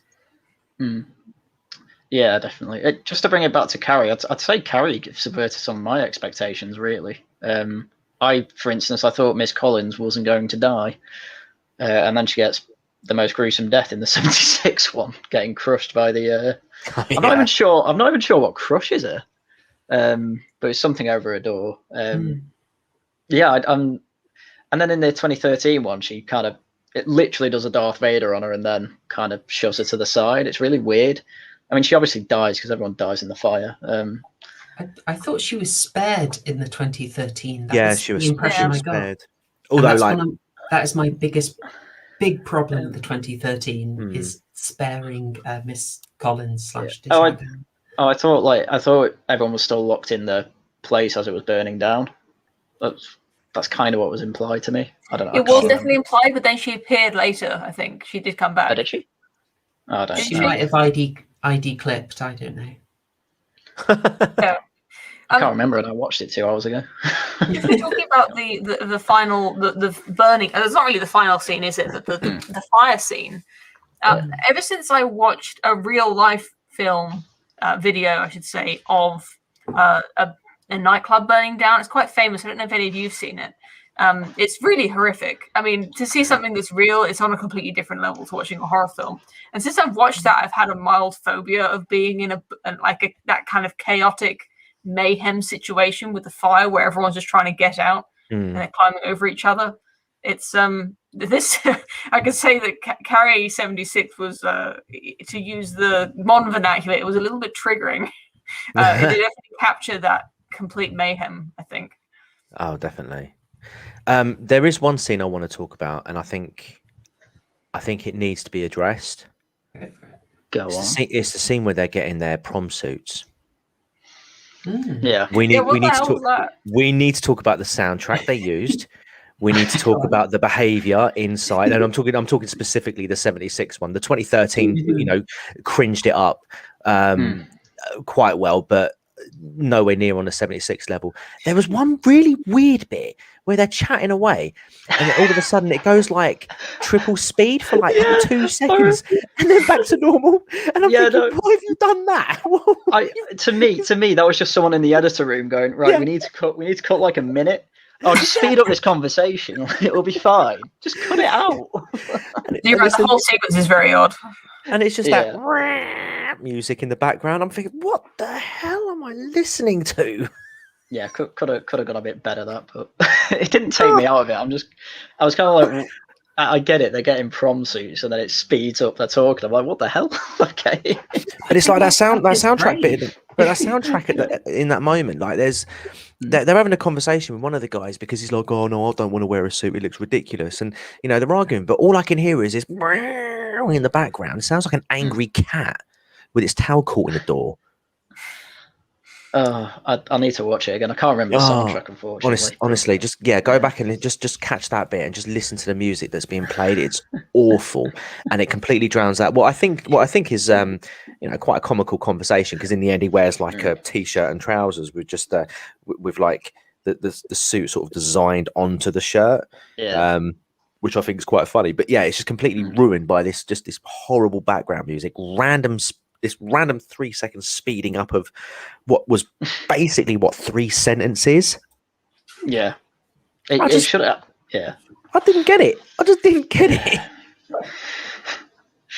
Well, I was entertained. Naughty Carrie film. Naughty Carrie.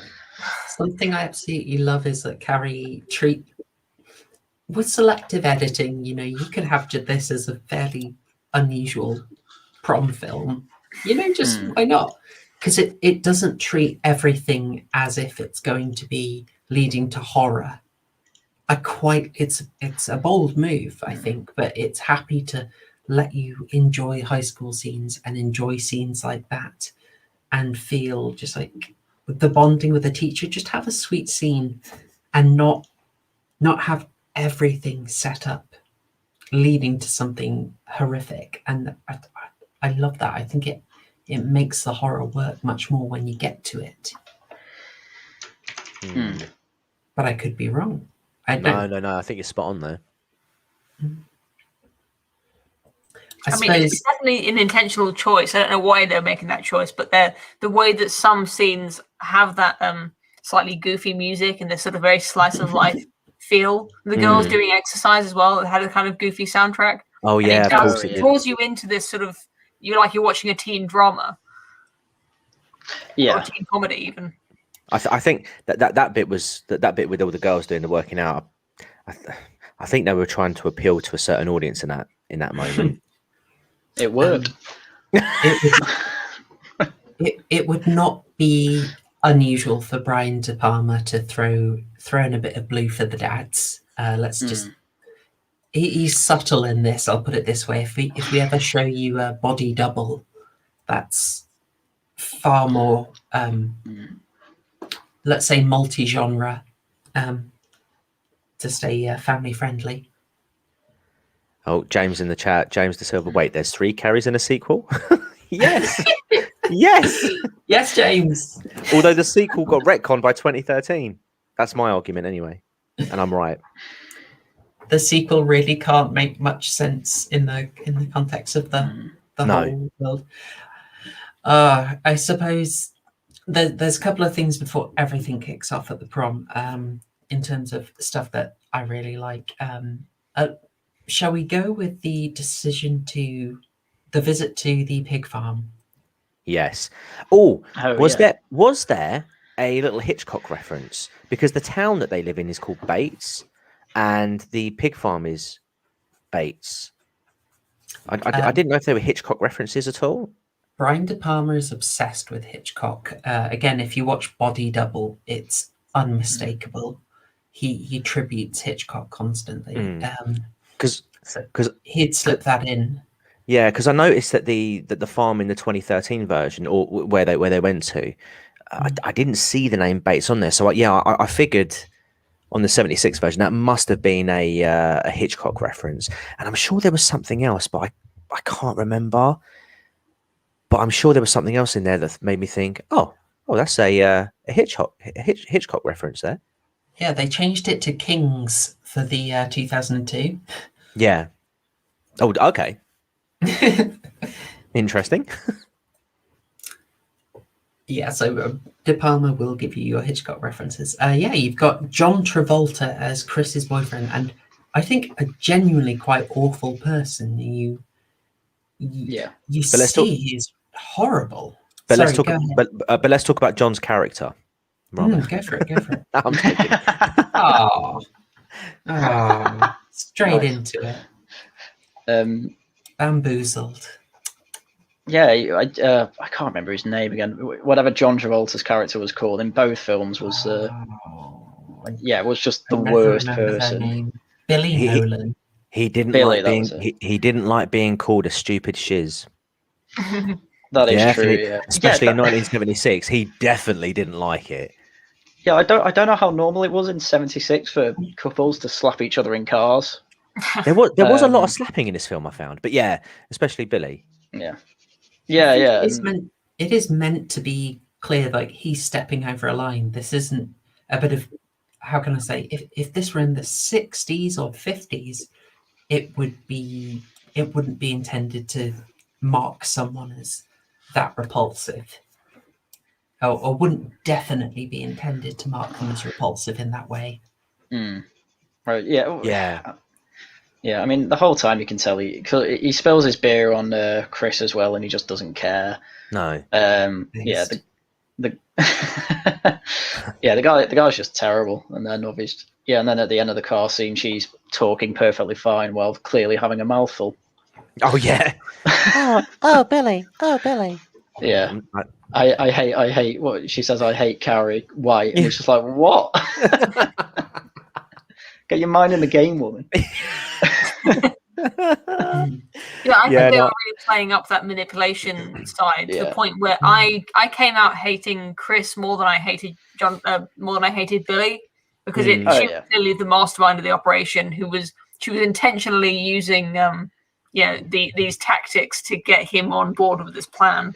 Yeah, and to be fair, John John Travolta's got a history of playing a character that's completely cucked by a woman, so you know he was natural for the role in this film. Yes, I'm talking about Grease. Well, I was going to say it's quite a lot like his role in Saturday Night Fever, where again he's pimp slapping with abandon, with gay abandon, even. Like, I think it's fair to say, like, the female style of bullying is quite well done in this and quite integral. Oh yeah. Would you? You're probably best placed to speak to this, if you don't mind. Yeah, I don't know. I mean, it's very extreme. I wouldn't like to say that it's like grounded or realistic in any of the versions. I think the social media inclusion in 2013 really hits home. I think actually the female version of bullying, it's often the kind of victim complex thing where if you're dunking a bucket of blood on a girl, there's really no way that you can humiliate her, but there's really no way that you come out looking like the hero. So I think I don't think this is a really typical female bullying. Chrissy just kind of comes off as a psychopath. Like, she really, really hates Carrie. Like, she's basically destroying her own reputation to destroy Carrie. At least that's how it would work in real life, unless she really does have so much social power that she just doesn't care. I think it's their final year anyway, so maybe she just doesn't care about her reputation anymore. But yeah, I think to sacrifice one's own reputation to bring someone else down, it's actually not something that that girls or women would typically do. I think she is aiming to get away free, though. Like, she's intending to leg it. I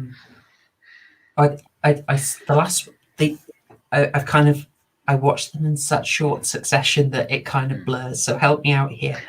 It was really emphasized in the 2002 that they would leg it as soon as the blood spilled. Can you help me out? Was that emphasized as much in the original and the 2013? No. In the 2013 one, they kind of say they're going to run for it after she burns the place down. And in the I don't even think it's mentioned in the 76 one. I don't know what the hell their plan was after it. Because they stayed around to like watch the chaos ensue, and then they just try to run her over. And that's pretty much it. So that's how I recall it too, actually. Okay, cool. So yeah, God knows what her plan was. So I find the killing of the pig, like, obviously, you know. Oh yeah. You know, I've got to do it. You know, it's like I've got to get my Scream reference in. I've got to mention, like, as a vegan.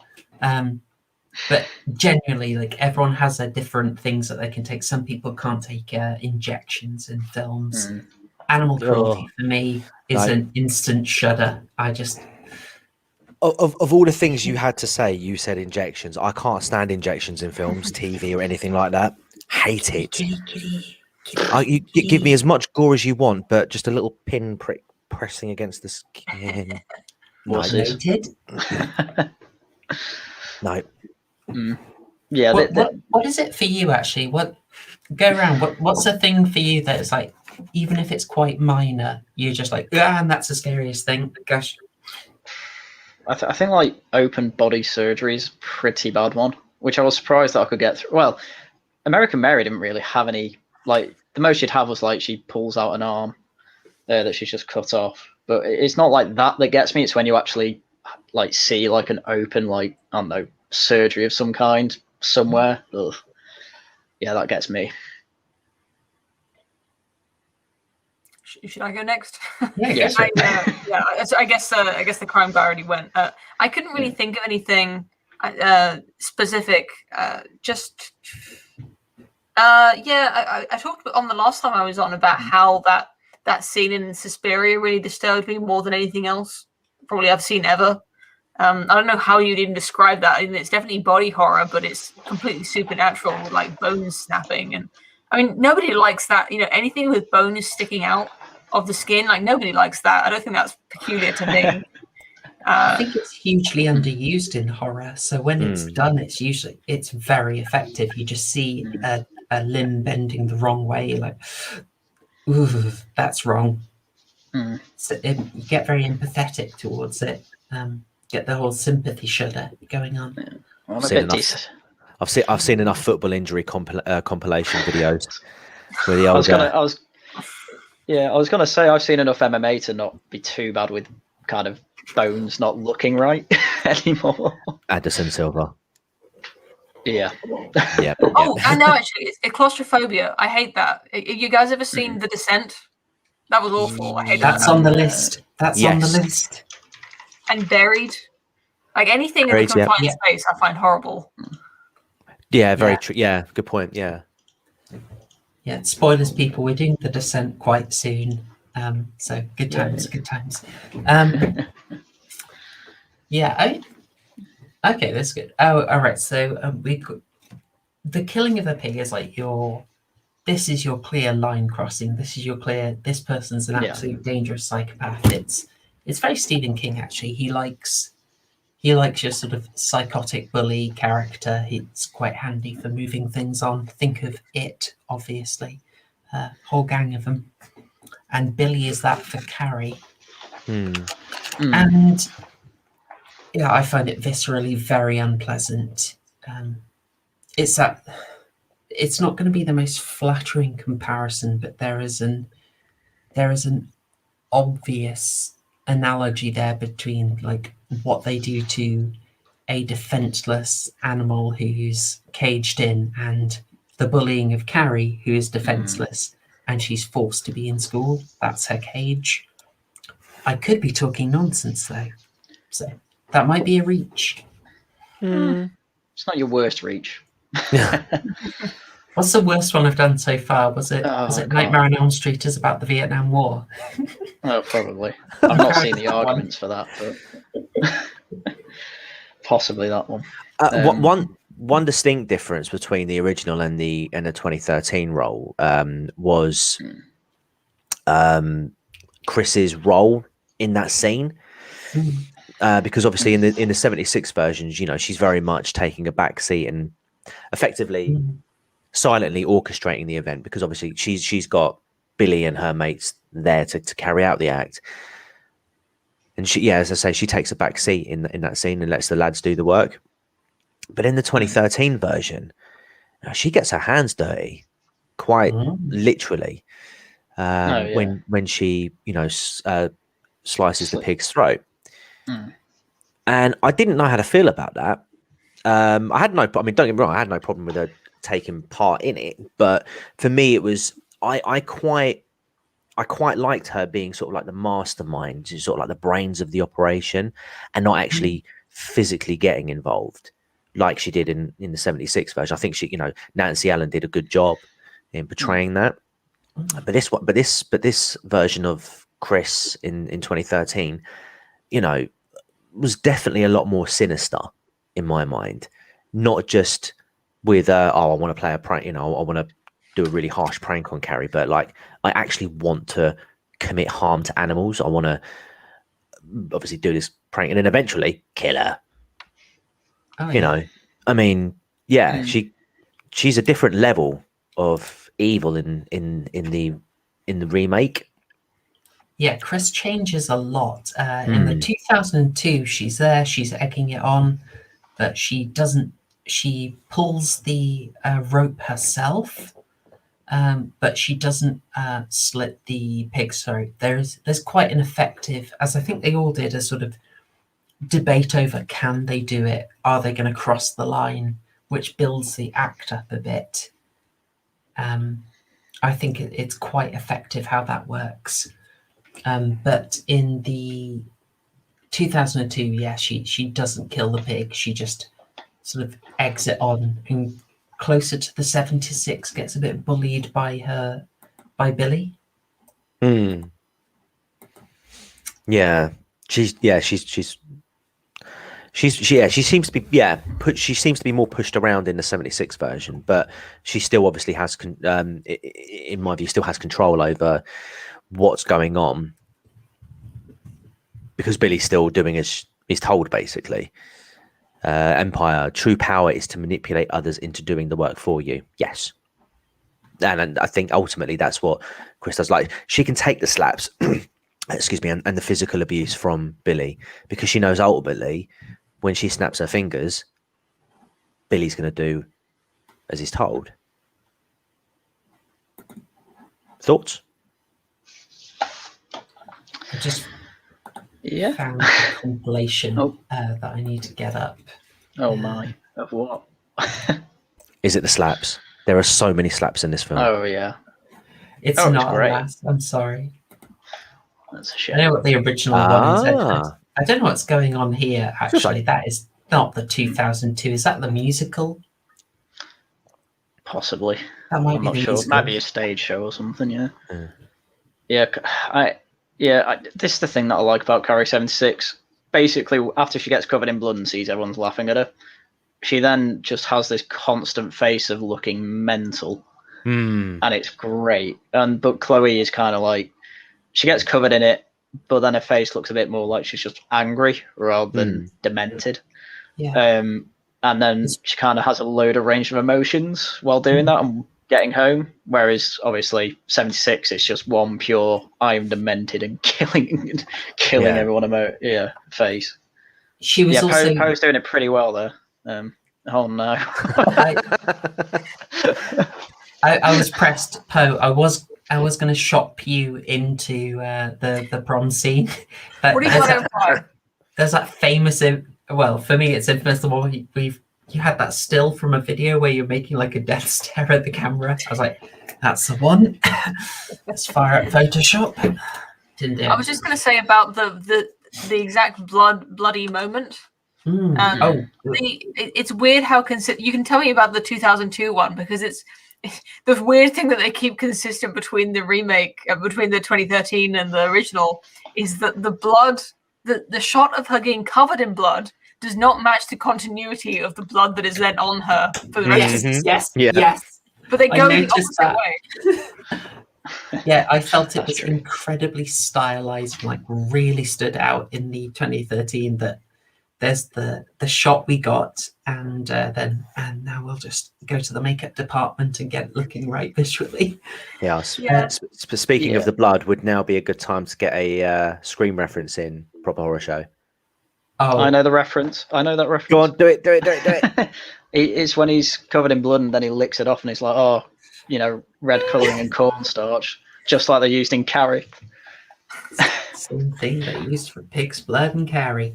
Let's have a trivia time. So that was Billy, and kudos for getting the Scream reference in. I really, mine was ham-fisted this week. I was quite ashamed of it. You guys did me proud. So in Carrie 2: The Rage, the main jock bully is played by Skeet Ulrich's brother, and Skeet Ulrich was Billy in Scream. And I'm pretty sure he also, because there's a scene where they're on the phone, they phone up Rachel's house, and I'm pretty sure it's Brad who turns around and says, "What's your favorite scary movie?" Yep. Very cheeky. Very cheeky. I love it. And one more thing on the blood dropping scene, by the way. Was it just me, or was it really obvious in the 2013 version that it was CGI? It was very obvious. I'm afraid really the 2002 did it as well. I'm sorry. It's what I mean. It was unnecessary. Let's take that question seriously. Why do they use CGI blood? It's because if you use CGI blood for certain things, then you don't need to do a wardrobe reset. You don't need to do a scene reset. You can just, if it's someone takes a headshot, just rerun the action time and time and again, get the physical movements that you like from the actor, and then just fix it in post. For this one, they kind of, the thing with Carrie, let's be honest, is this is, even though it's quality throughout and it's beautiful relationship building throughout, Carrie is built around the prom scene. Yeah. And it's every single one of them wants to get to this moment where the bucket of blood is hanging above and we're waiting for it. There is, for GCSE English students here we go, dramatic irony that we know it's there, the character doesn't. We'll drop a pathetic fallacy reference in later as soon as I can find one. Well, actually, there is one in this when the town is blowing up around Carrie. It's an interesting pathetic fallacy, but it is one. It is all about that moment. That's what's so important. And if you want to get that right, because it's it's what everyone's going to talk about. Do you want to do 20 takes and pay for Chloe Grace Moretz to be restyled over and over and over, or do you want to use CGI blood? So, How do you get the scene? Is the aim of Carrie to have this scene where she murders pretty much everyone in her school, but to kind of still keep you on her side, where everything that comes up to that point is justifying why, not that she should have done this, but you can understand why she feels this way? I would say yes. That is the most important question for the film.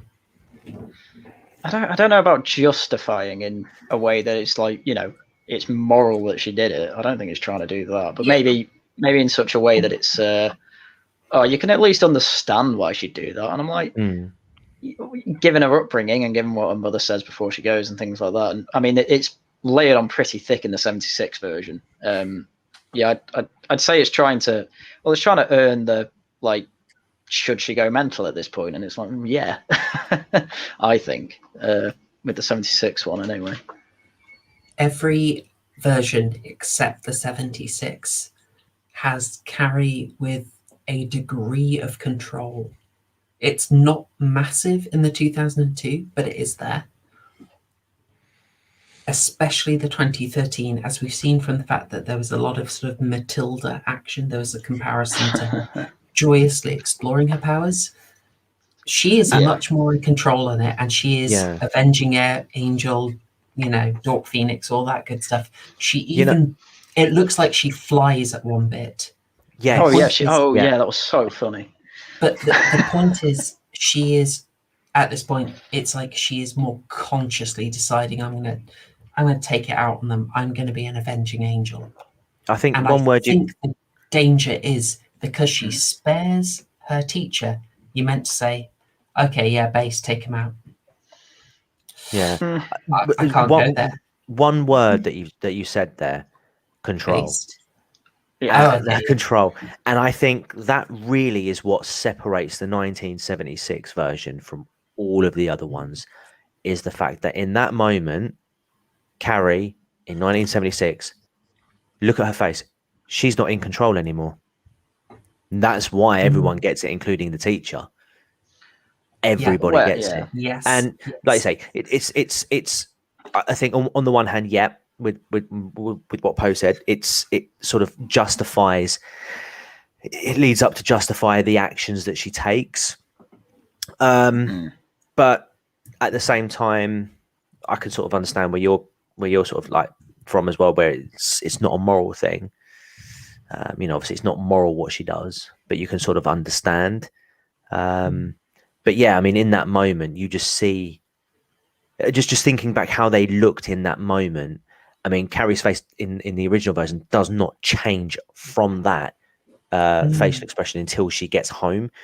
Whereas, again, I can only sort of attest to the 2013 version, but she's definitely aware of as to what she's doing and in control, and sparing the teacher is a huge sign that she's aware of what she's doing. Whereas and that separates this, and I don't think any remake that could be done, or any remake that has been done, I think has missed that key point in that moment. Is that fragile little girl who didn't know what a period was, who was innocent, she's gone. Yeah. And she ain't coming back. Thank you. You have nailed it. It's like this for me is a difference. Like, there's a twisted morality, gone dark, avenging angel thing in the 2013. Yeah. Less in the 2002. Definitely in Carrie 2. But in the 76, it's a tragedy. Now it's a tragedy. Now it's so sad to see the Cassidy's having this happening. Then attacking Eminem because he raps this way. And it's sad. So you have to agree with that sort of thing. It's a tragedy because she has an opportunity. She was being accepted and slowly being given a chance to connect to someone who will actually love her and take her out of an abusive home, out of an abusive school. And that moment is lost. And so the teacher gets murked. Everyone gets murked. It's indiscriminate. There's no thought. It's just that point is tragic. And this innocent little girl, until she sort of comes back to herself at the home, it's the moment's lost. That is what makes it's just horribly unfair. And that is why Carrie is an absolute horror masterpiece. Yeah, well, when it comes to the 76 version, exactly how many people is she actually intending to kill? Because from what I remember, well, no, hang on. The way the scene goes is that she goes nuts. She gets the fire hose out and just starts spraying everyone after locking the doors. At that point, you're not really trying to kill anyone. And then what causes the fire is a couple of teachers trying to take the microphone when it's wet and that electrocutes them. One of them then falls back into like the backstage bit, and then all the light bulbs like catch fire to the stuff around them. And then a fire goes on. The only person she actually intends to kill is the teacher, really, with the thing that swings down on her. Like the fire, I don't know if she actually necessarily intended to kill them all. Definitely the teacher, but then she just leaves, like kind of forgetting about it. It seems she just is going home at that point. So I think what's important to remember as well in that moment, again, different to I think it's different to the 2013. In reality, no one's laughing at her. She's seeing that in her mind. Yeah. You know, again, that's just another sign that she's completely snapped. But no, I do disagree. I think I'd have to go back and watch the scene, but I'm pretty confident that her intention is to, kill, harm, or at least maim people in that room. Maybe the hose was the only way that she could, it was like an aerial effects thing, like, mess with as many people as possible, as quickly as possible. Yeah. It's interesting that the fire wasn't, it's not shown to be directly caused by her rage, even though fire is such a, you could imagine like a pyrokinesis, that's kind of the absolute epitome of a rage-based power, right? Is to have a physical manifestation of the flame building, but they don't go that way. They don't show her starting the fire and making it spread. She closes the doors and spreads water over everything, which is I don't know where to put that, really. Yeah, I think it would have been interesting if that happened in the 2013 version, if she actually created fire, given that we can see, we saw earlier on when she like welded the lock, that she can generate heat and energy like that. So if she'd done something like that in the 2013, that would make more sense, because obviously we've seen her do it already. But I mean, I get it. Just look at the visuals on it, though. Yeah, it's great. Yeah, and that's a marked difference from the 2013 one. Because in the 2013 one, she throws the moon that's on fire at people. She trips two girls up, and then they get stampeded, trampled on. She starts actually choking the teacher and lets her go, obviously. So it's a lot more obvious that she's trying to harm and kill people in that one. Whereas in 76, I'm not fully convinced she's trying to kill everyone in the room, just the teacher and maybe Chris if she happened to be there. So. And there's a use of the footage captured on mobile phone in the 2013. Oh, yeah. Nice that was just way too far.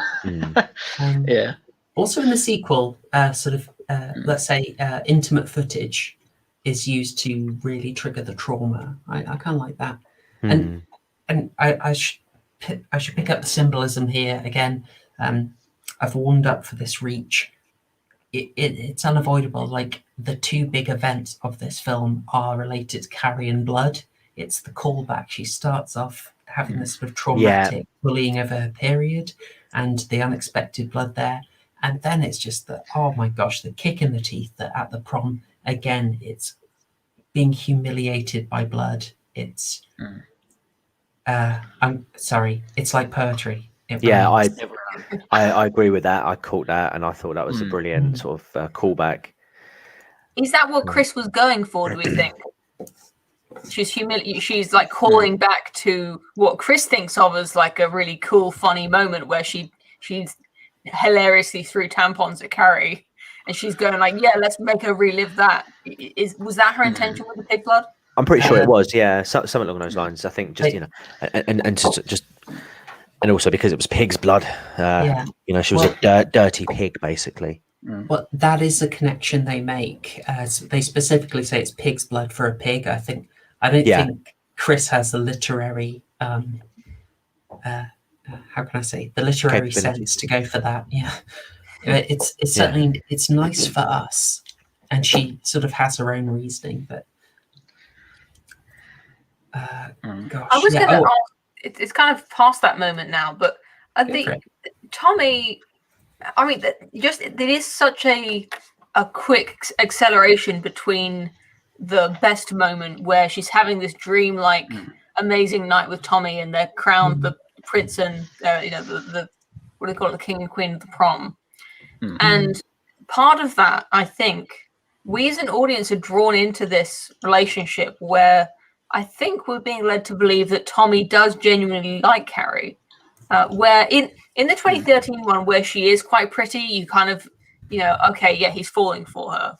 But even though she is pretty in the 76 one, she's still very dorky, and she's not very, voluptuous, shall we say, to the point where I'm left wondering if Tommy, he's pitying her, he likes her as a friend, or if he actually is falling for her. I mean, he's basically doing it because his girlfriend told him, said, I want to do something nice for Carrie, please, make a night as good as possible. I don't know if he's falling for her, if he's just trying to be nice, because ultimately he does as well see her as just an innocent girl who's completely harmless and doesn't deserve what she got in the shower.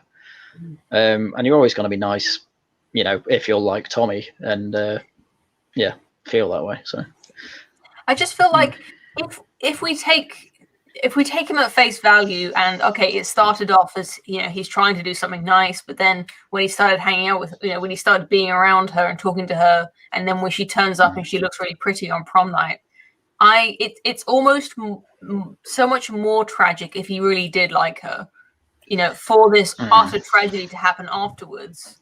My headcanon that he actually did like her and they had a genuine spark when they were dancing together.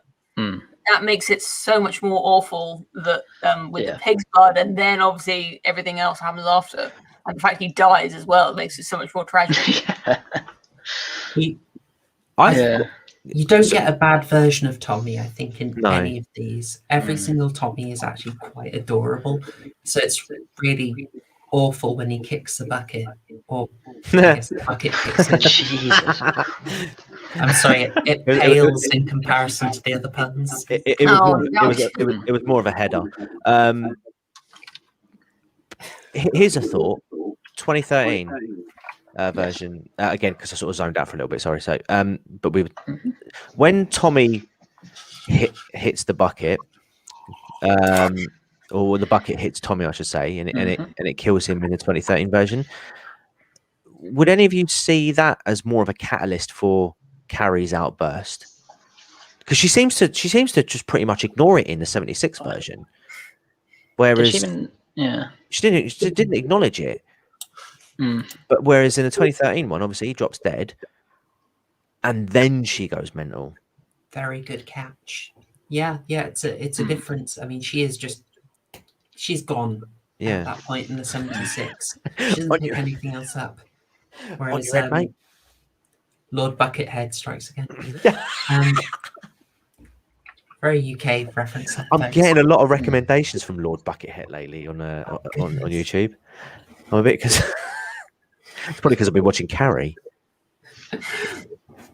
Yeah, she is more invested in the 2013. I think 2002. She doesn't really notice him either. Again, I don't think I've said it enough. I want to make sure I get the name right. But the actress who did Carrie in the 2002 was really, really good. She was absolutely fabulous. I want to say Angela Beattie, and I just want to check in case I've got that wrong. I was just going to say, sorry.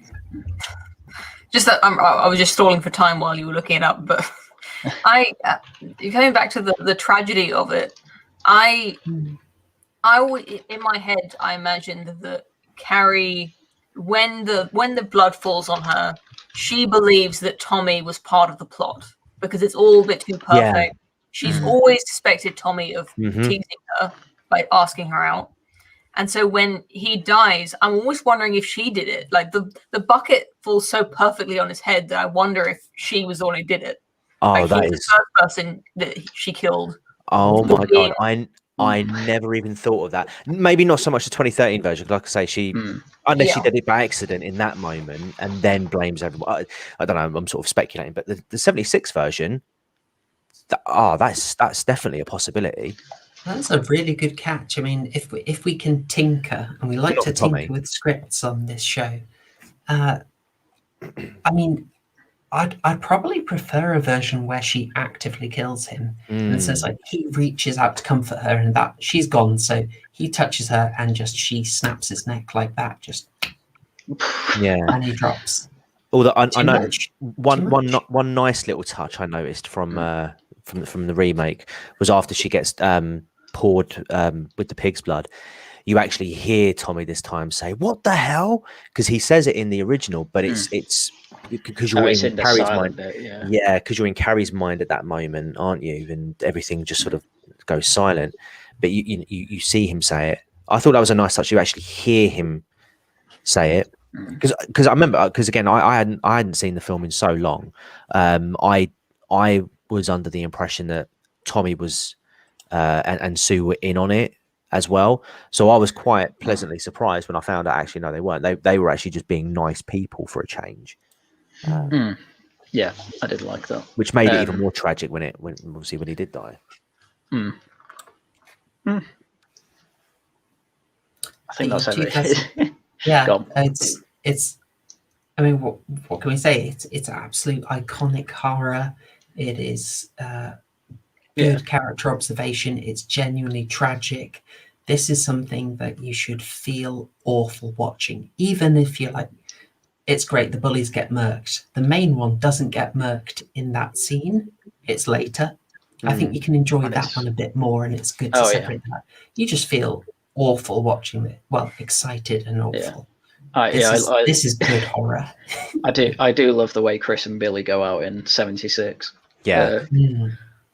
It's just so quick as well. It comes out of nowhere. They're just sort of suddenly driving down the road, and Carrie just turns around, and then the car flips out, does a Casino Royale, and then it's like The Simpsons again. It just explodes. Not really sure why. How did you feel about the 2013 version of that scene? They drove it out like way longer than it needed to be. And that huge crack in the road was just a bit like too much for me. Like that's too powerful. Like, the flipping of the car just makes a lot more sense, I think. Yeah, the 76 version for me was so much more subtle and much more effective. It didn't need that. It didn't need that. Well, moment. Yes, you crack the road. They like stop the car before the road. Then it turns around. And it's like, oh, killer, killer, killer. And then she puts like a force field around it, and it crashes into that. Somehow only Billy smashed his head into the, car steering wheel from that, and she doesn't hit the dashboard. I suppose that's a seatbelt then. And then she should. I don't understand how she like leans over and has a foot on the pedals, but whatever, that's happening. And then it's just we throw it into the lamp post or whatever she hits, and then it's like our face is now in the glass. It's like, what is going on? It's just way longer than it needs to be. You just need a 76 version. Just lift up the road and have them crash into that. That would have been fine. I say she's got that ability, hasn't she? In the original, it's talking whilst doing that, and in this version, it's driving a car on passenger side. Yeah. I think we can all relate to that feeling of explosive rage where you're just really angry at something. And in that moment, you take it out on the thing, right? So you can imagine, you can almost imagine like Carrie is playing, she's a kid playing with toy cars or whatever, and just chucks it across the room or just slaps it or whatever. Like that's what she's doing mentally, is just whacking the car. Like opening up a crack in the road is just not like, I can't relate to that as a feeling. I've never gone like, oh, I hate, I never felt such a rage that I've wanted to indirectly kill something or destroy something. Maybe it was just I feel like Kimberly Pierce, director for the 2013 version, I think she repeatedly in this one, she aims for very visceral, impactful imagery. I think she's largely successful. Like when we're going to see when Carrie gets home, she's smacking into walls when she's getting stabbed, and I really felt the impact of that. I thought that was brilliant. In this one, I felt like she just wanted a memorable, unusual image, and Chris's face smashing through a windscreen is quite... it's creative. I don't know if it landed, but it was creative. I mean, her face landed in the ground. Well, you're not wrong there. I just felt it was unnecessary. I just felt it was unnecessary, really. Yeah. If anything, maybe just crashing and having the glass effect at the end. Yeah, that would have worked. But yeah, the whole sort of like suspended midair and holding it up with her powers and then launching it. It was a bit much. Yeah, you can enjoy that one a bit more. It's kind of odd after the tragedy. You do. I think you're sort of given space to sort of enjoy those two being offed. Yeah.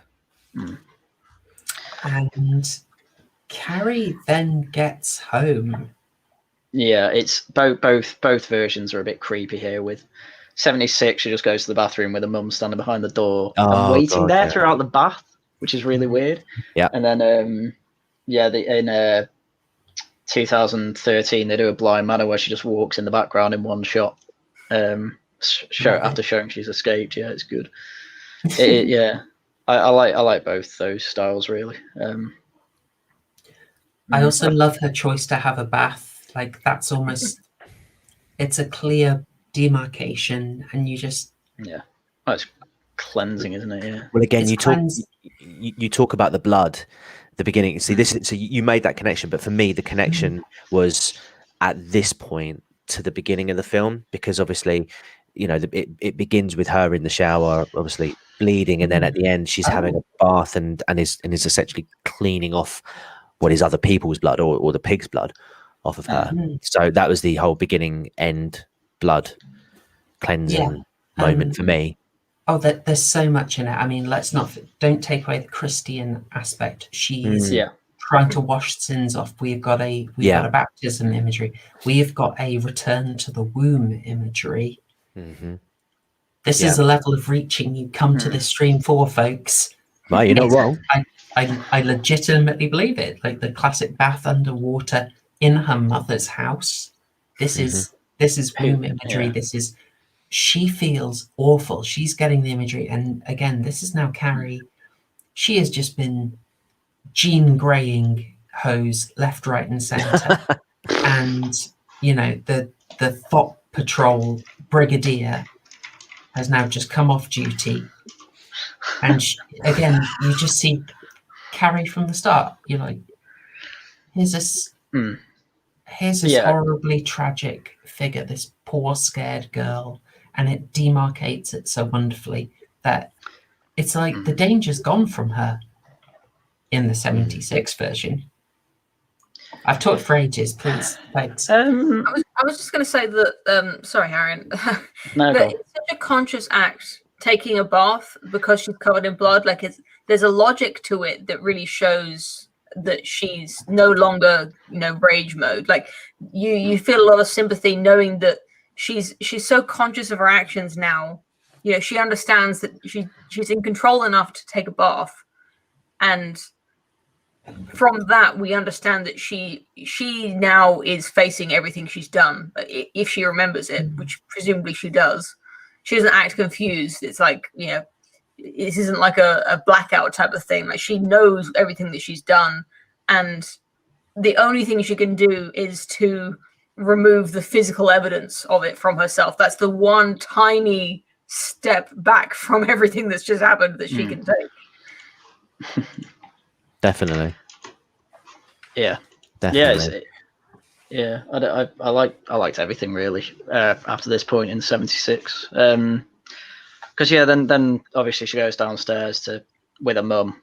Oh no, they stay upstairs, they pray, and then in 76 I just couldn't see her getting stabbed in the back, but that then literally happens, and then she gets thrown down the stairs. And actually it's a point that we missed, but or we haven't mentioned yet even. In the 76 one, she comes home, there are candles everywhere. Absolutely everywhere. They don't do that in 2013. But it's another thing. Candles are quite a holy symbol as well. But she can see, like, the Last Supper painting's been like stripped. I can't remember if anything happened to the Saint Sebastian statue in the wardrobe, in the cupboard, but it's all a bit. It's very unnerving. It's a very strange thing to come home to after that. It's almost like a mother knows something has happened, just is trying to pray the sin away to another level. What was that statue? It was a Saint Sebastian. Saint Sebastian. Okay, okay. Because I always thought it was Jesus. Or something. I did have to Google that. Don't worry. Oh, okay, okay. Because obviously that particular scene, I think the 2013 version missed the imagery because it wasn't really given to you in that. But the 76 imagery, when obviously the mother stabs Carrie and Carrie ends up defending herself. In the manner in which she dies is almost a one-for-one replica of that Saint Sebastian thing. I saw it coming a mile off, and I'm like, oh, this is great. But in the 2013, they replicate that with many more knives. But again, because you don't see that statue in that movie, really, that imagery is just lost in that moment. I feel. Yeah, well, they don't even have Saint Sebastian. It's a crucifixion. What are they called? I know it's called a crucifixion. Yeah, but I'm trying to think. Well, it's not a cross. It's a crucifix. Crucifix. So they have those, but not actually Saint Sebastian, who has all the arrows in him, which was the point. But also in the 2013 one, she gets all the knives and scissors around. There's at least 10. But then when you actually get to the scene where she's been stabbed and impaled to the wall, there's only about 6 in her. Yeah. So it's just another point of the effects department they went nuts on. But then, props department was like, we've not got that many scissors. There was 2013 didn't reference Saint Sebastian, but I do feel I need to point out something else they did reference. It was quite a while ago, but you may have noticed that when Carrie's mother breaks out of the closet, she manages to split the door. Yeah. And sticks her face out. You know exactly what is being referenced. Couldn't resist a cheeky Shining reference. Yeah. No harm in it, really. They don't make a huge deal of it, but they did. They did put it in there. So we get back to the death of the mother. Obviously, I hugely prefer the 76 version because it's I mean, how can I say? It's big scale. It's emphatic. If you aren't bought into the movie, it's maybe way over the top for you. But if you're in at this point, and I hope everyone is, oh my gosh, is that paying off? Yeah, absolutely. Yeah. But I don't know if there's much more to say on it. It was just great. And this is the bit where I think the film kind of lost it a bit for me in both. The house, well, in the 76, the house just starts collapsing for like no reason. And that was a point where I was like, what the hell is going on? But then it starts burning down as well. And I just thought, with all the candles there, you can just have it like it starts burning down. Like, have a candle knocked over or something. It sets the curtains alight. And that in turn can collapse the house. I don't know why you had to have the ceiling falling down and everything. Okay. More biblical imagery. It's your classic temple falling. But that's more of a reach. Okay, I'll push that one off if people think that's too much. I mean, if that's what they were going for, fine. But the burning will do. I think it's a lot more in touch with the original. At that, like Carrie's just killed her mother. Her emotions are so out of control, and the emotions bring the powers. She can't. I mean, this is a 10 out of 10. We're into bonus territory. We're into S rank territory at this point. The horror of Carrie's emotions are overwhelming. It's tearing the house apart, making her more scared. It's a feedback loop. She can't turn it off in the 76 version. How long have you had your name like that, Proper Horror Show? I've just noticed it. I noticed it. I was inspired by you last week. Okay, I was going to make Haryan Carrie and Rock Thought for a while. Carrie. I've just changed it, Carrie, and yeah. Based. Yeah, so we got the feedback loop. Again, this is just the tragedy. It's she finishes as a terrified little girl alone in the world. I mean, this it's so good, horrible. but it's like it wasn't obvious to me in the 76 that it was her doing it, whereas they kind of tried to make it out that it was her in the 2013 bringing the house down on her, which makes sense because she has literally lost everything. So why wouldn't she do that? In both versions, it kind of feels like hell is coming to swallow her up. Yeah, It's not really her doing it anymore. That she is a demon and she does belong in hell. Yeah. It's nicely set up. Like you would expect her mother to go on the attack.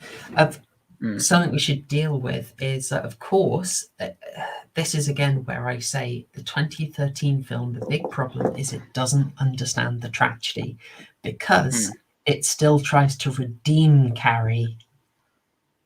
It's has Sue Snell come in, and Carrie gets this moment of benevolence of like feminine connection, and it's okay, I'll spare you and sacrifice myself. It's like, well, she's clearly got control of her powers, so she's choosing to collapse the house on herself. It's like the logic is completely different here in the 2013. And are we going to talk about the pregnancy thing? Please go ahead. Yeah, I mean it's two tiny details that could have easily been cut out or added in at some other point. But Sue is seen vomiting like 40 minutes into the film. That's it. Yeah. I mean, I don't know if I missed some more subtle hints.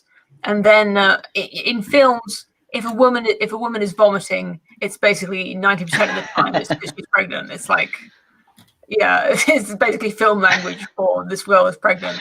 Yeah.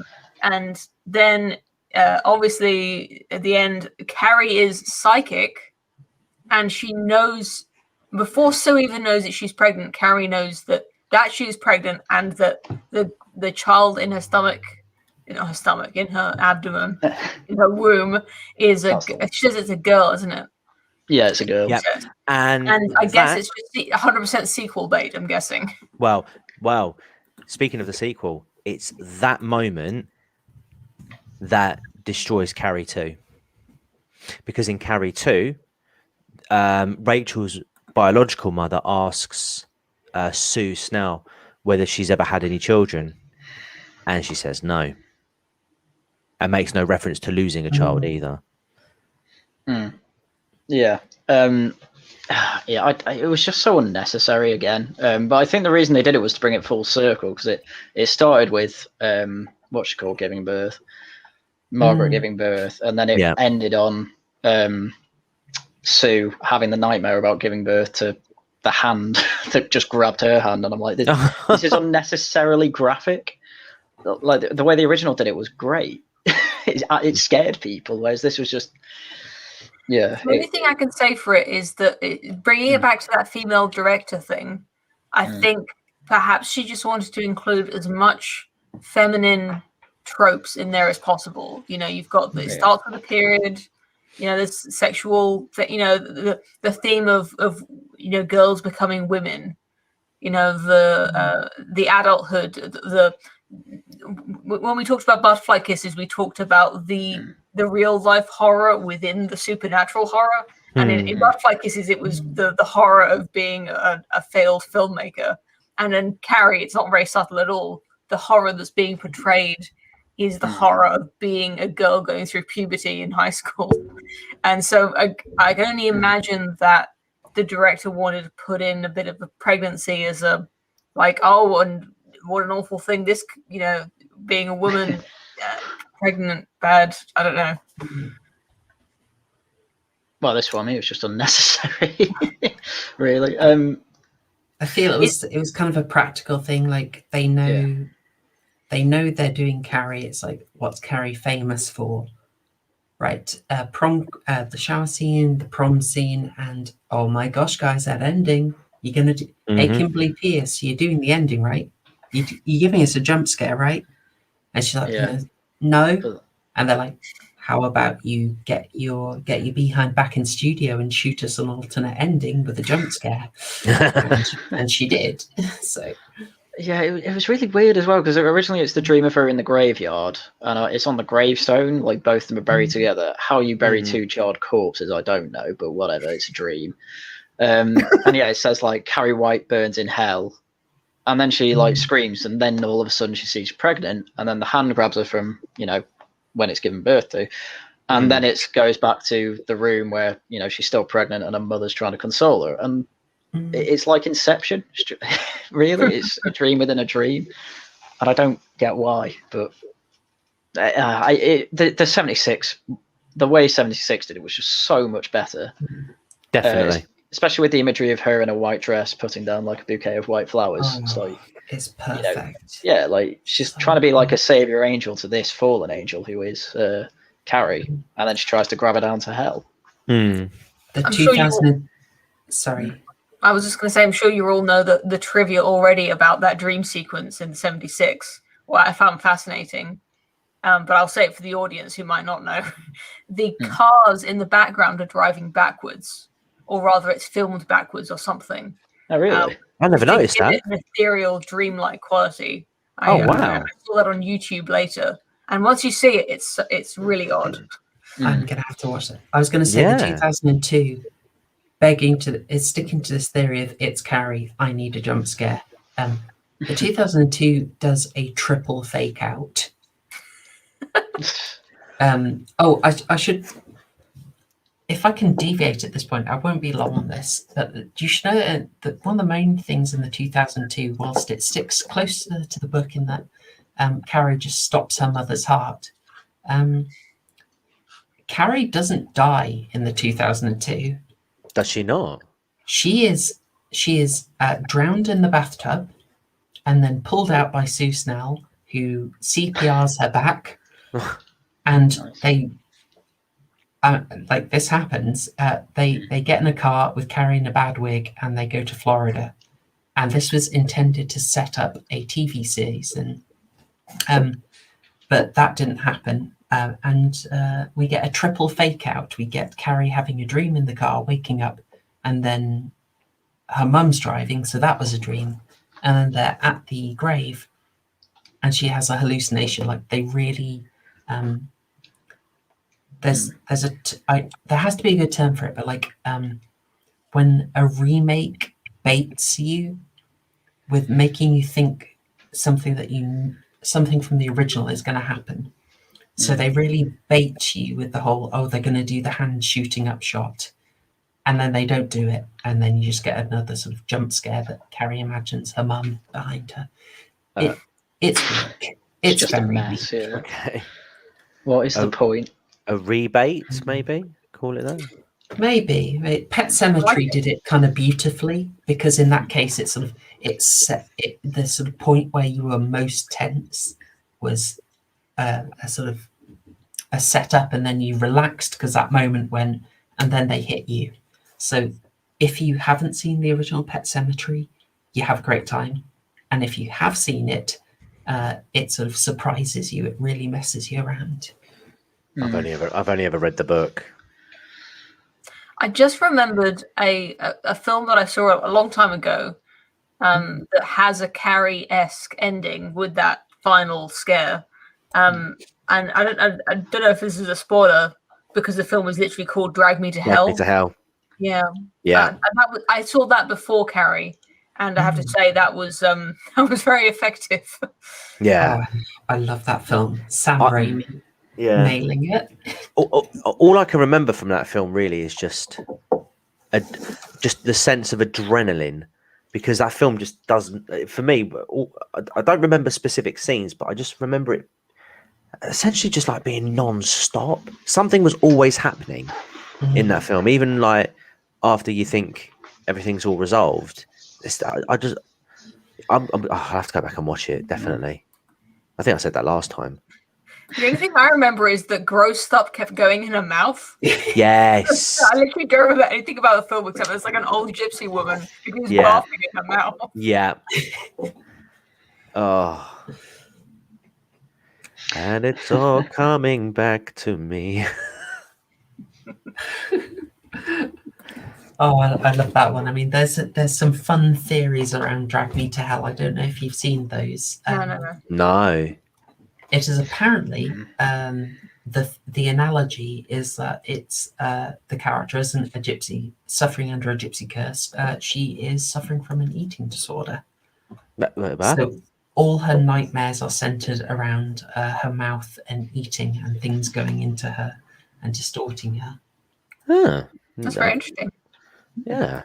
Could be nonsense, but it's a kind of cogent theory that kind of works when you see it.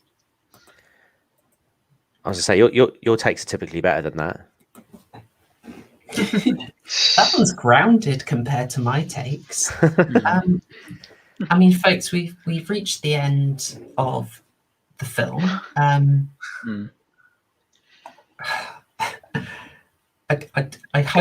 I hope this is in everyone's top 10. I want to see at least 11 out of 10, 12 burgers in the chat. Using the traditional burger rating. Yeah, it's definitely 11 out of 12 burgers from me, which is very good. That's on level with Bly Manor. So Nice. There you go. I struggle what else to know to say about this, because this is my second favorite horror film of all time, because the characters are really well drawn, even in the space of like a 90-minute film. There's a level of nuance, there's a level of unpredictability, there's a level of maturity and relatability. The actions people take are relatively, they're not stretched too far, and they create logical responses from the other characters. You can see where it's going. We're talking a great plot here, and we're talking some good themes, some nuanced symbolism, but most of all, just like the heart of it is something genuinely horrific. This is a lovely girl who didn't get a chance, gets this small opportunity, and then, that is sledgehammered by fate. And that is just, when you care for her, that is just horrific. And this is good horror. This is the kick in the stomach, the punch in the gut. Yeah. Yeah, well, it's because it's all built up to perfectly, really. Nothing scary happens until the blood drops on her, and that's well over 2/3 into the film. So it's that type of horror that's just great. Just it builds up to something, I mean, that's what I'd say about it. It's definitely in my top 10 films. And again, I've only seen top 10 horror films so far. So. I think. Well, I don't want to be too negative because I'm afraid I won't get invited back. There's a few. No. Being negative gets you invited back. Yeah. It misses the execution on a few places. It gets a really good execution in the places where it matters, but some of the like smaller, less well-known scenes just felt a little bit weird. We talked about the balancing of the like goofy high school comedy like aspects and the I don't know, something I want to say pacing, but it's more like tone. The tone jumps around a bit. I see what it's doing and I really appreciate it, and there are some things that it's very good at, but I think it's not quite polished and perfect enough for me to call it like a top 10 worthy I'm afraid there for me there are better horror films than there are better films. Yeah, to a degree. How could you do it like this, Poe? Well, to be fair, to a degree, I'm with Poe. I mean, my I don't get me wrong, I love this film, and you know, it's definitely one that I would watch again and again and again.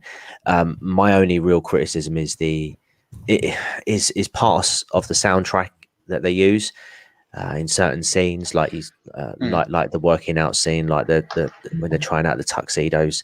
It's just so off, and just that tuxedo scene in general really pees me off, to be honest. It really bugs me. But other than that, you know, I thought it was a pretty good movie, and you know, it's definitely instant classic. I mean, it spawned the remakes and, you know, the so-called sequel that we see today. So it's obviously had some sort of cultural influence in the horror scene to make it to 4 films essentially. I mean, we're getting there. And if you say pig's blood, like, one of the first things you think of is Carrie. So. Exactly. Yeah. But I mean, my take on all that, I mean, I'd still say it's like up there in the top 10s. I mean, even if it is unpolished, I give it a bit of leeway because it is a 70s film. And most of the issues there, they're more superficial than anything really to do with the plot or storytelling. So I don't mind it too much. So you're not wrong. Like I'm obviously very generous to things that are frankly quite alienating. Like the Tommy's Barnet is a lot to deal with. You have to be quite into to sort of get past Barnet, and there are stylistic things. So obviously in the massacre, Jesus Fried Christ. Do you want Teabag to answer that one? There was about, well, was it 7, 8 sequels plus Spiral, I think it was, as well. Yeah, it depends on your continuity. You can probably say that, well, Spiral will be the 9th, so 8 sequels. There are elements of dated stuff. So in the massacre, this is testing, I'd say, for people. If you're not as emotionally bought in, it might pull you back a bit. But there are things like kaleidoscope vision and split screen effects that can be a bit tricky for people. Yeah. Funnily enough, actually, Jesus Fried Christ, there's a channel, an Australian duo, Mr. Sunday Movies. They're actually covering the Saw trilogy, the first 3, and they uploaded their thoughts on the first one today. Bloody good channel. I highly recommend it. What's that channel name? It's called Mr. Sunday Movies. Nice. Really good. They do like film and comic, film and TV, like reviews, updates, critiques and stuff like that. And the series they've got is called Caravan of Garbage, where it's not always garbage, but it's a good name. It's basically just the name they gave the chat that particular segment. But yeah, they're doing Saw at the moment. They're doing the first 3, see how it goes, and then they might do the rest of them. But really funny guys, really good. Oh, nifty. To take us a little bit away, I was just thinking about other Stephen King horror films. Even I'd say it's not even my favorite Stephen King horror film, and I brought up a list here. This isn't my list, but it's on Letterboxd of every Stephen King film adaptation. This person's put Carrie at the top. I can see that, but The Shining. I mean, it's I mean, not that I even particularly love The Shining, but I love Misery, and I'd love to talk about that, and maybe in a future stream. Maybe we could have a Stephen King stream. Would be great. I would love to talk about Misery. And 1408 is just so wonderfully awful. Have you guys seen that? John Cusack and Samuel L. Jackson. Yeah. I want to use an expletive. It's a Marmite movie. It's, how can I say? If you like it, you'll have a great time, but you have to be aware that it's got its hand in your pocket and it's pulling you for the whole film. It's like it is cheating you relentlessly. Nothing makes any sense. Everything is arbitrary. If that doesn't bother you, probably enjoy it. It's goofy. Let's just say that. I mean, I wouldn't say I had a bad time watching it. We had a great time not exactly ripping into it. It's not like so bad it's good. It's just a lot of very strange choices. And John Cusack, I love John Cusack in like 80s movies, but he really doesn't look great. The older he gets, he didn't age very well, and it's like kind of like the twilight of his career. It's 1408. Is Gerald's Game on that list nice and high? It should be, but it's not. I guess this list was too old to have Gerald's Game on it. I really want us to cover that. Gerald's Game is just astounding. Mike Flanagan nailing it again. We got The Running Man. No. Running Man, yes. Dark Tower came out very recently. Yes, it did. It obviously.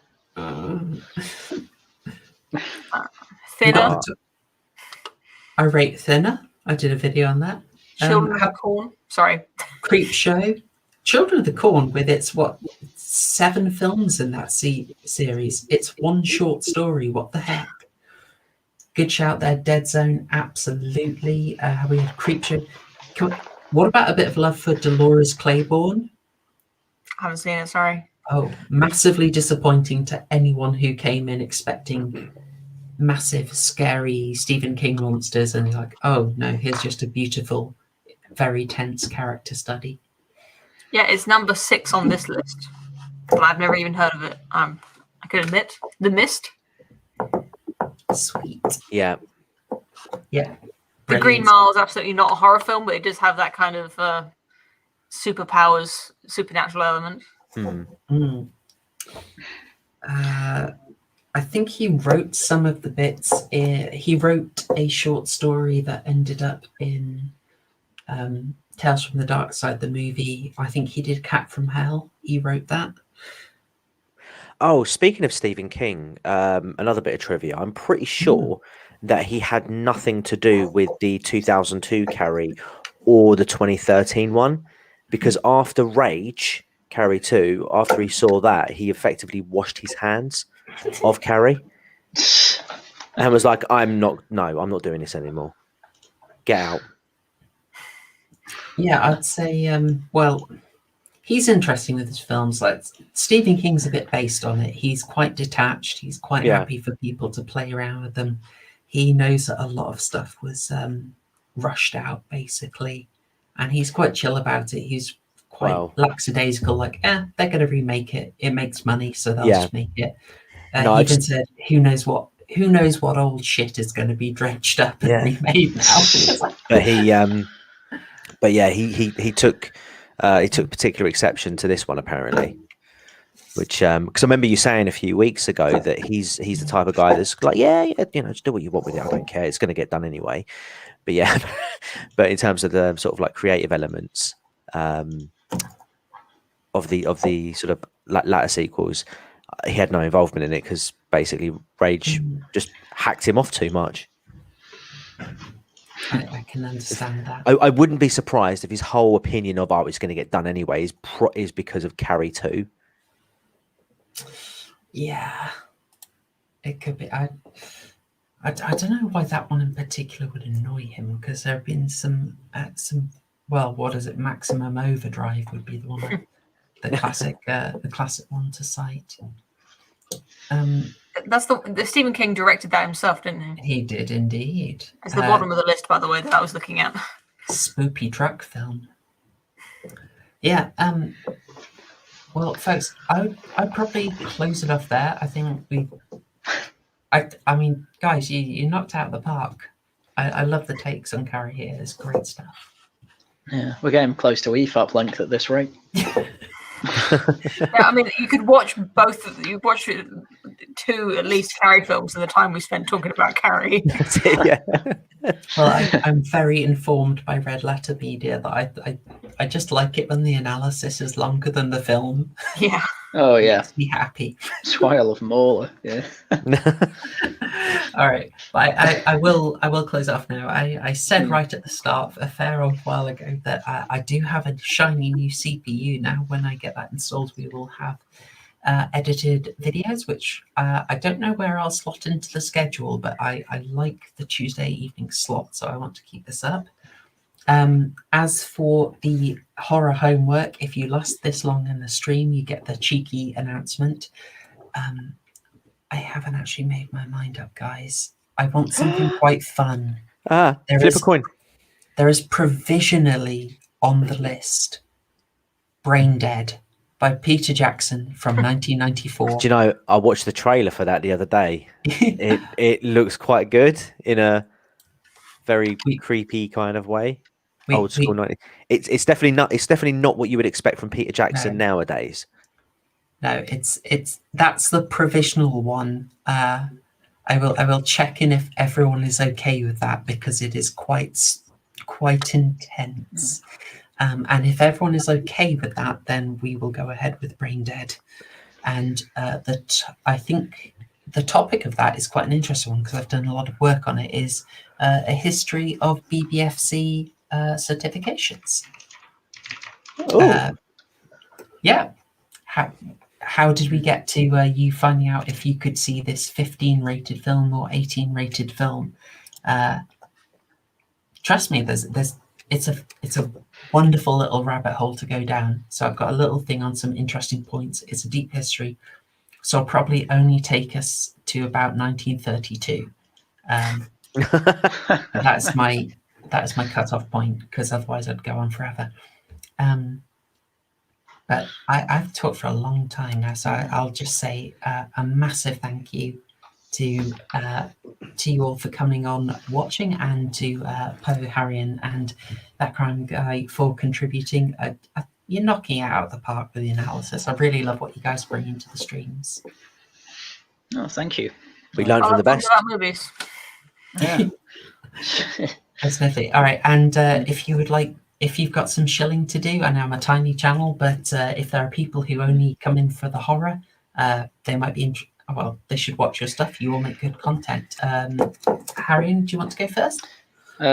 Yeah, in terms of videos, depends what annoys me tomorrow, basically. Though if you like media, I did do a video replying to Critical Drinkers video, saying that Starship Troopers was a good satire, or a smart satire on fascism, that I replied to last Tuesday. I'm just replying saying no, it isn't, basically.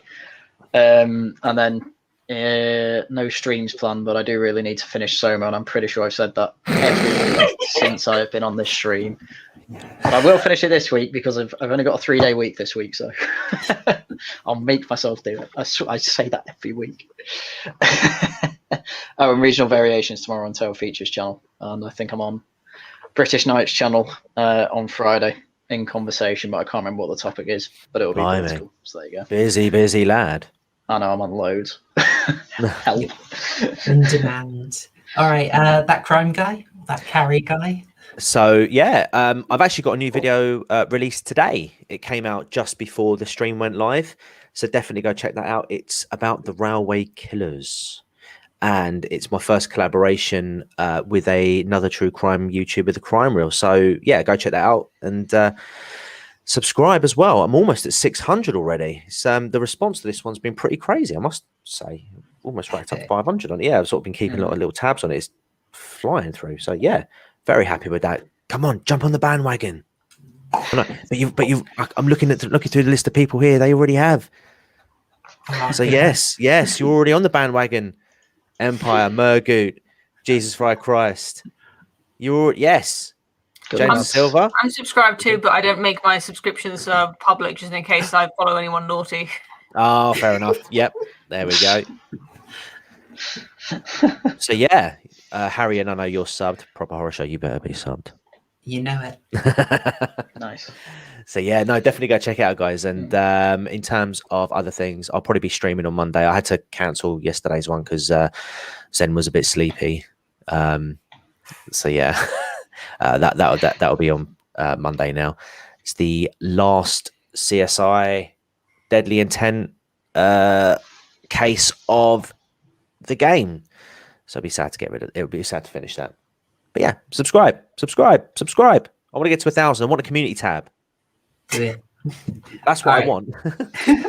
And Poe? Oh, yeah, I'm Poe the prom queen now. I only just saw that. I'd like to thank my family. and completely academic. Yeah, I did a stream a few weeks ago now with Proper Horror Show and Aaron McIntyre, the two most disparate channels on YouTube. We all came together to talk about Fight Club for 2 hours, and that was Oh, I love brilliant. that. So you go check that out if you haven't already. Yeah, that was a my great channel. stream, by the way. I did see that. Awesome, a lot of fun. Thank you. A lot of fun. That's all from me. All right, folks, this is the longest stream we've done, and if I click this particular button here, then we will end inside of 3 hours. It's a very good length, so I'll be doing that now. Thank you, thanks Mogu. again. Thanks everyone for watching. You're all stars.